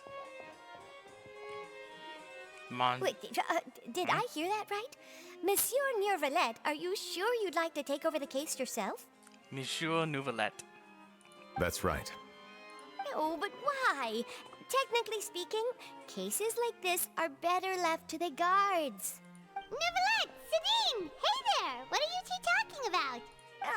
Traveler in Paimon, please help me talk our Chief Justice out of this. He wants to investigate a case on his own. Now, this is completely unprecedented. How can we have the Udex acting like a private detective? Hmm? Thank you for your concern, but I currently have no such plans. Oh, apologies. I took your question in earnest, but it now occurs to me that it was most likely in jest. Oh, I'm loving this. So, what is it exactly? It sure sounds serious if it's something you've got to investigate personally. Whoa. A Melusine named Kiara received a threat letter. And then? That is all the information I have acquired at this stage. Huh? I have no idea why you're so hung up over this. I've checked the schedule in advance, and it seems like there aren't any trials today. So, if you insist, I have no objections. Thank you for understanding. Then I shall return to my post for now. Should anyone visit while you are away, I will be sure to make a record of it. I sincerely hope that you will return soon.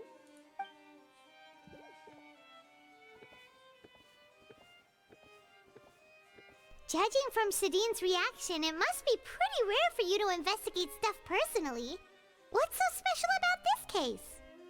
I cannot tell you just yet, but it reminded me of certain past events. There could be complicated conflicts of interest behind all this, so I must eliminate all risks in advance.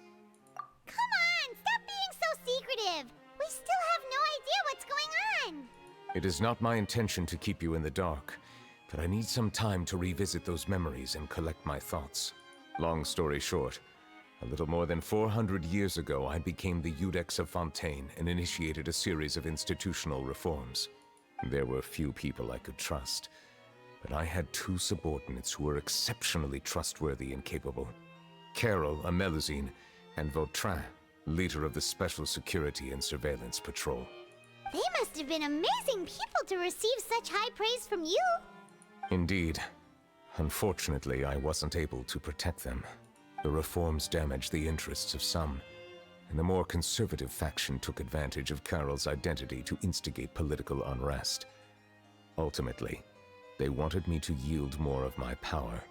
The incident resulted in Carol taking her own life, and Vautrin being exiled. From then on, I've been especially careful when dealing with cases related to Melusines.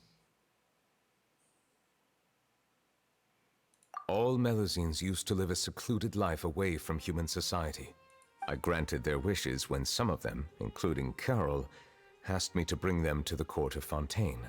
Many common folk believe that I share a special bond with the Melusines, and whatever they do can be traced back to me. Some of them, especially those who hold a grudge against me, exploit that belief and stir up conflict over Melusines in an attempt to lay the blame on me. I have nothing against the opinions of others, but the moment a whirlpool of conspiracy forms, it inevitably affects the innocent.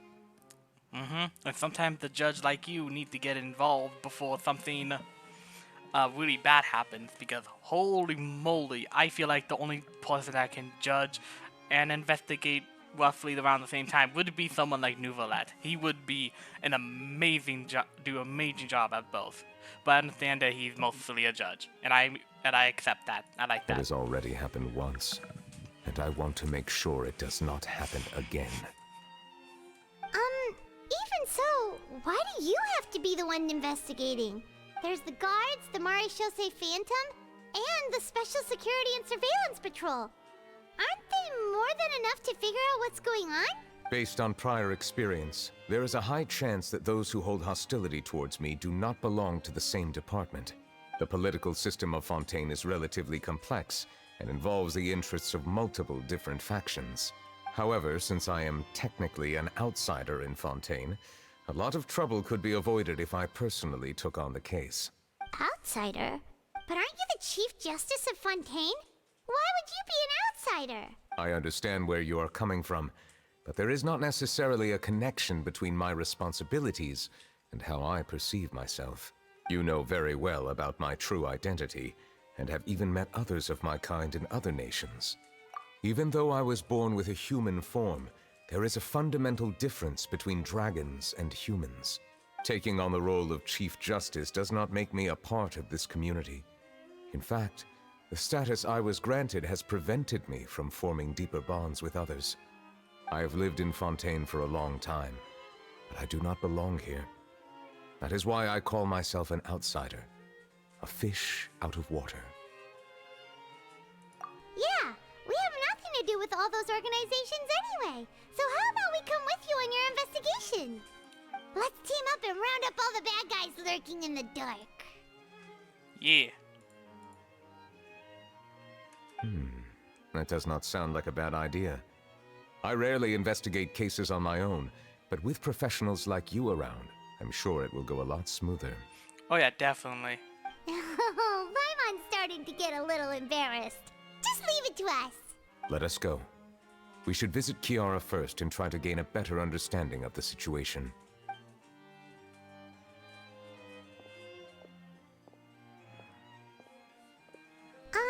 So Neuvillette feels like he doesn't truly belong here in Fontaine, but is that really true?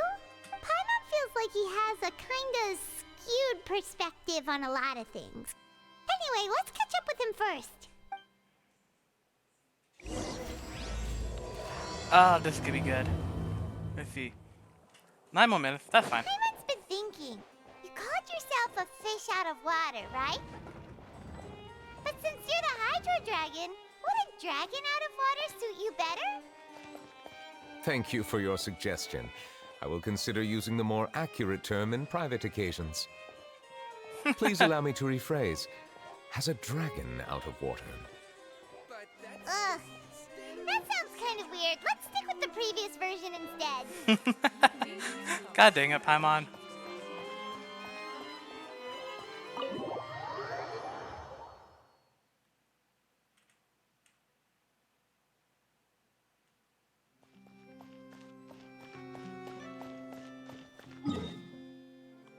Alright, it's over there, so a quick teleport.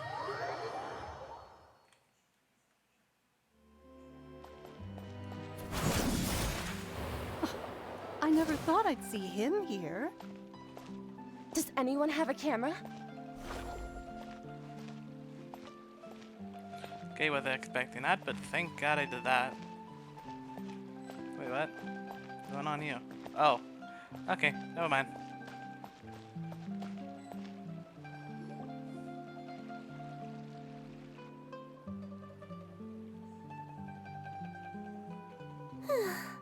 The weather's amazing today.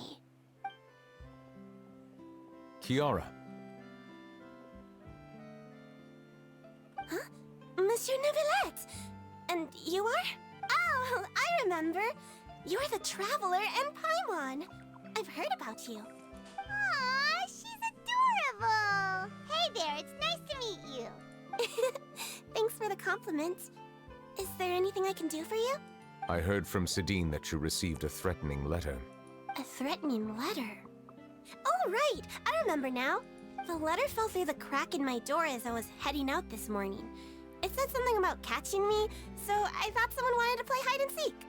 But Sidine told me it was a threatening letter, and that I could be in danger. But that's not gonna happen with everyone looking after me, right? Have you run into any suspicious-looking people recently? Suspicious-looking people? What counts as suspicious?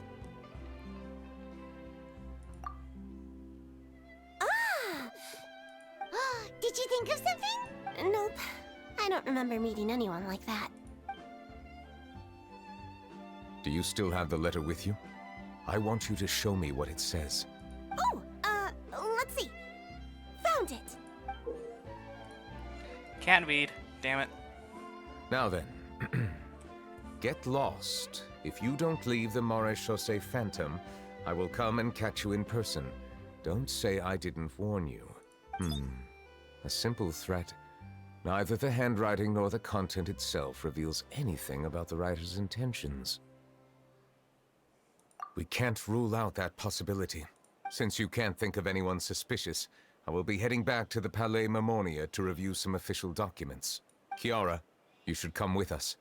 It's safer if you stay close by. Sure! Wait, No. I still have a case to work on. I promised Alof that I'd check on her place later. But you are being watched right now. Going off on your own could be dangerous. And that's where we come in to help. We'll stay with Kiara and make sure she's safe. With us around, anyone scheming to hurt Kiara can forget about it! Thank you, Traveler. Big Sis Paimon.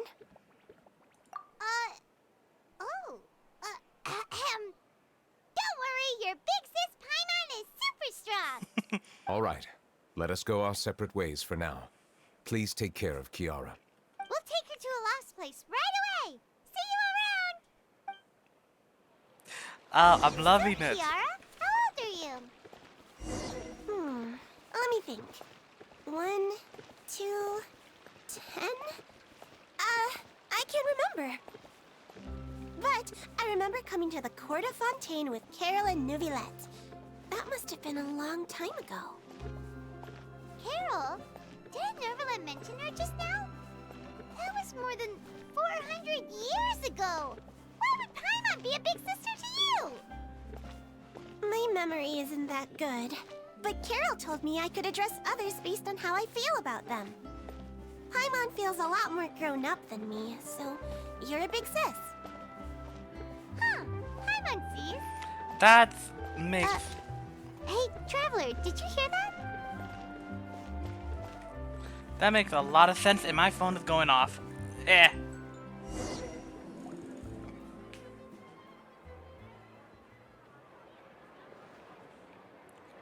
Oh, it's freaking Charlotte! Strange. Paimon felt like someone was following us. It's Charlotte! That's freaking Charlotte! Alof! Kiara, you're here. Huh? Wait, aren't these two... Oh, they're the Traveler and Big Sis Paimon. I thought so. What brings you here?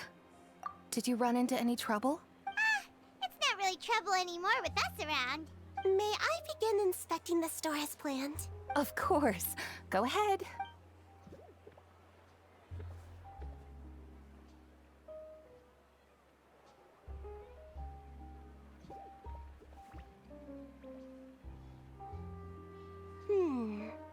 No hazards detected.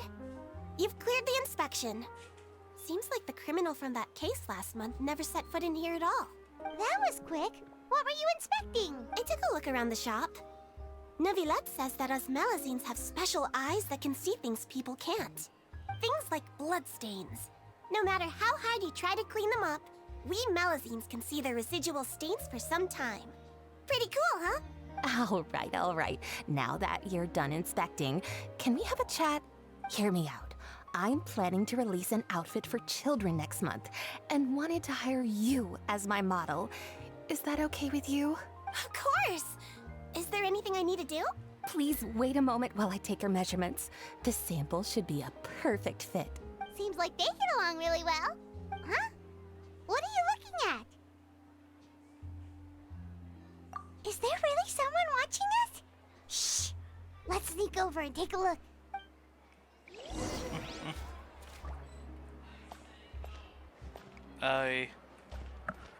I'll be back.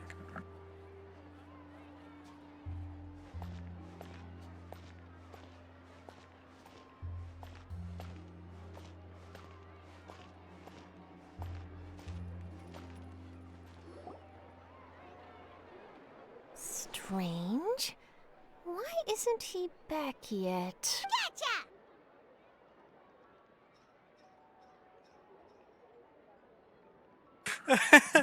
I'm sorry. That's fucking great. Peekaboo. Charlotte, what are you doing here?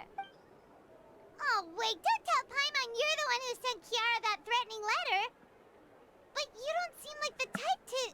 Threat letter? What threat letter? Now you did it. This is starting to feel like an interrogation. Okay, I'll be straight with you. I don't know the slightest thing about that threat letter you mentioned. I only wanted to follow Monsieur Neuvillette and request an interview with him. You want to interview him? That's right. I'm not the only one, you know. Interviewing him is every journalist's dream. But it's not an easy task to accomplish. The Palais Mermonia rarely accepts appointment requests from us, and we never have the chance to interrupt when the court's in session. So imagine how surprised I was seeing him out on the streets today. It seemed like you were investigating something too. The perfect opportunity to whip up an exclusive, don't you think? Of course, I'll make sure to turn in my manuscript to him for review. I have my principles, and I'd never publish an article without the consent of all parties involved. Yeah, we're doing a secret investigation that can't be made public knowledge. I see. Well, if you say so, I guess I'll put this matter aside for now. What a shame. Chances like this don't come by very often, you know. In exchange, could you tell me what the threat letter is about? I swear I won't tell. All right, then. What? Someone's targeting a cute little Melazine? Shh, not so loud. It just so happens that I did an interview with Kiara. Last month, in fact. It was well received by our readers, so I was planning to continue the series. And now someone's coming after her. I'll ask my colleagues about it. Who knows? We might find something.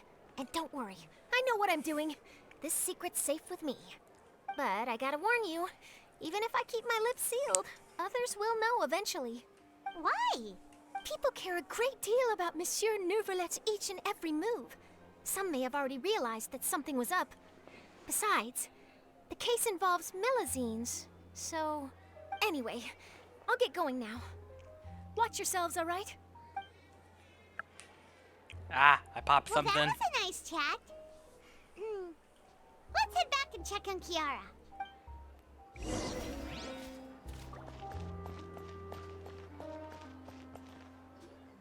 What do you think? The design looks pretty good, huh? I think it's great! Huh. It's very pretty indeed. Clorand! What are you doing here? It seems that you just showed up out of nowhere. As I passed by the Palais Mermonia, I heard that Neuvillette was investigating a case with you. Technically speaking, he and I are under an employer-employee relationship. It didn't feel right to have my employer personally take on such trivial cases. I happened to have some time at the moment, and came to take a look. I sometimes have my clothes custom-made at this boutique, in any case, so we always have a lot to talk about. Oh, Neuvillette sure is lucky to have someone like you. Leave this to me. You should go meet up with Neuvillette. Okay then, we'll leave Kiara in your hands. Come on, let's go find Neuvillette. Monsieur Neuvillette. Yay, questions. Hold on. Really?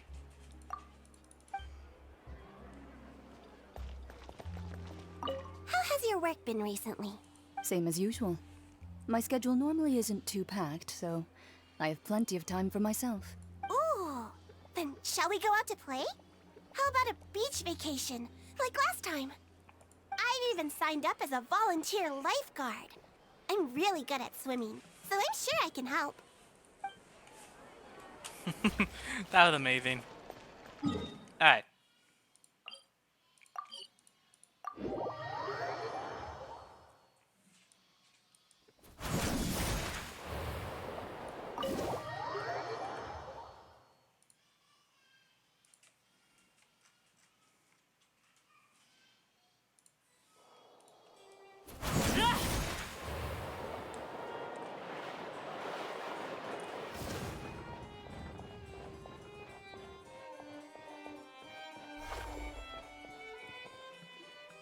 Oh, you're back. Is everything all right? We ran into Clorand. She offered to help us protect Kiara. That is good to hear. I trust her abilities. It looks like Kiara is in good hands. We thought so too. Well, did you find any leads? I've been looking over the case records, specifically inspection reports submitted by Kiara and major cases I have judged over the past decade. I have come up with two plans. On one hand, I could start with Kiara and track down the group behind all this step by step. On the other, I could also analyze the conflicting interests of these major cases and confirm my suspicions if there is indeed a mysterious group that bears a grudge against me. They both sound like pretty solid plans, but can you really finish browsing through all these documents? That's a lot of reading even for Paimon. Don't worry. I'm a fast reader when it comes to official documents. After all, I have several hundred years of reviewing under my belt. Well, if you read through them. We have nothing else to do. Thank you. I will continue looking through the ones piled up on the desk, but feel free to browse through anything else in this room. Alright. Let's see. Yeah, I should probably end it here. This was good. This was good. And I'm having fun. Hold on. Yeah. Now I'm gonna end it here. For the most part, this was fun. I really like Lynette's story. Not Lynette. Lenny's story. I might do those too, because I have a bunch of them. Hold on. Depending on how this ends, sorry, I had a major shut off. I might just start doing a lot of this with you guys too. I did this one on my own. Why? Because why not? I did this on my earlier days. I got everything. I hope I did. I don't know if I'm missing anything. Like, I tried really hard to get everything. But yeah. I might start with Bennett's. Oh, whoa! Bennett has a lot more shit.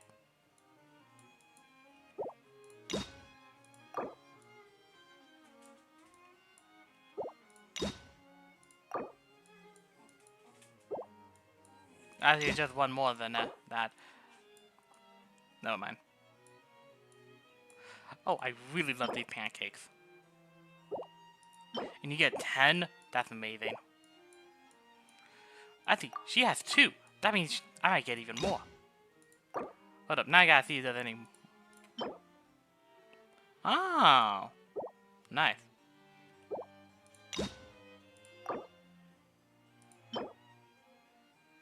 Huh.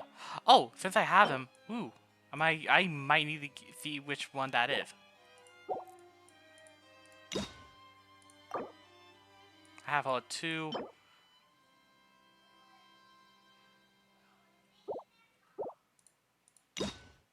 There's so many things I have to do.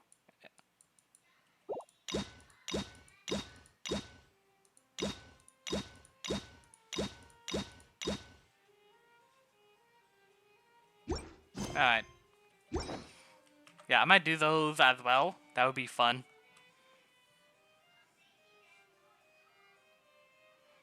What did I see? What did I not see? Hold up. What do you mean, Poe? And it's also good to see you, Poe. How you doing?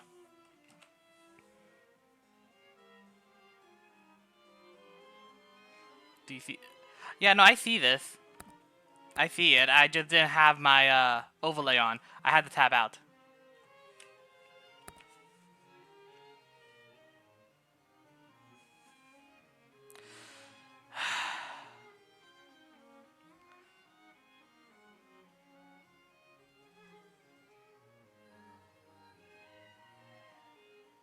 Nomak, I'm gonna say this now. You cause a lot of problems. Like a lot of problems. So much so that it's getting really, really hard to justify being your friend. What you did with Lucky really pissed me off, and it basically broke the thin trust I told you you had with me. And so, therefore, I blocked you on everything. I saw the screenshots. He was not being anything. He just told you no, because he didn't want to do anything with you that day. Instead of just leaving him alone, you kept pushing him.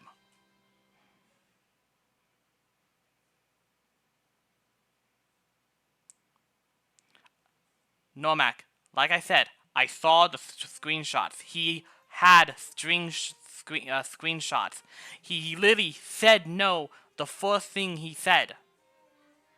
It was one of the first things he said. He did not want to be talked to that day. He was having a bad time as it is because of that day. Yeah, I agree. Let's stop this before this freaking spot. Yeah, you just kept saying no and no and no. But I agree with Poe. No more. Let's stop this before this becomes too much. Before this becomes stupid.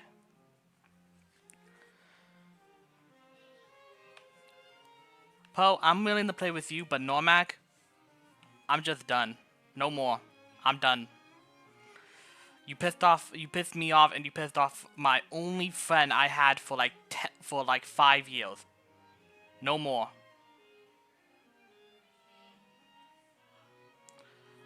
Poe, as much as I want to, I cannot with Normac. I will still be friends with you because you've been at least a decent person.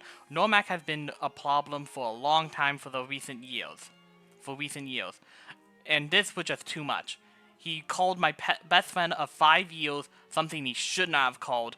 And even though he defended me because of it, he didn't really defend me. He made it a problem for an hour. To the point where I have my reasons for not liking Normac, and he knows why. He's not gonna admit it because he thinks he's the most likely the victim, but he knows why. Does he care about why? No, he does not. And he's most likely never gonna care until someone makes him care. So who knows until when that happens.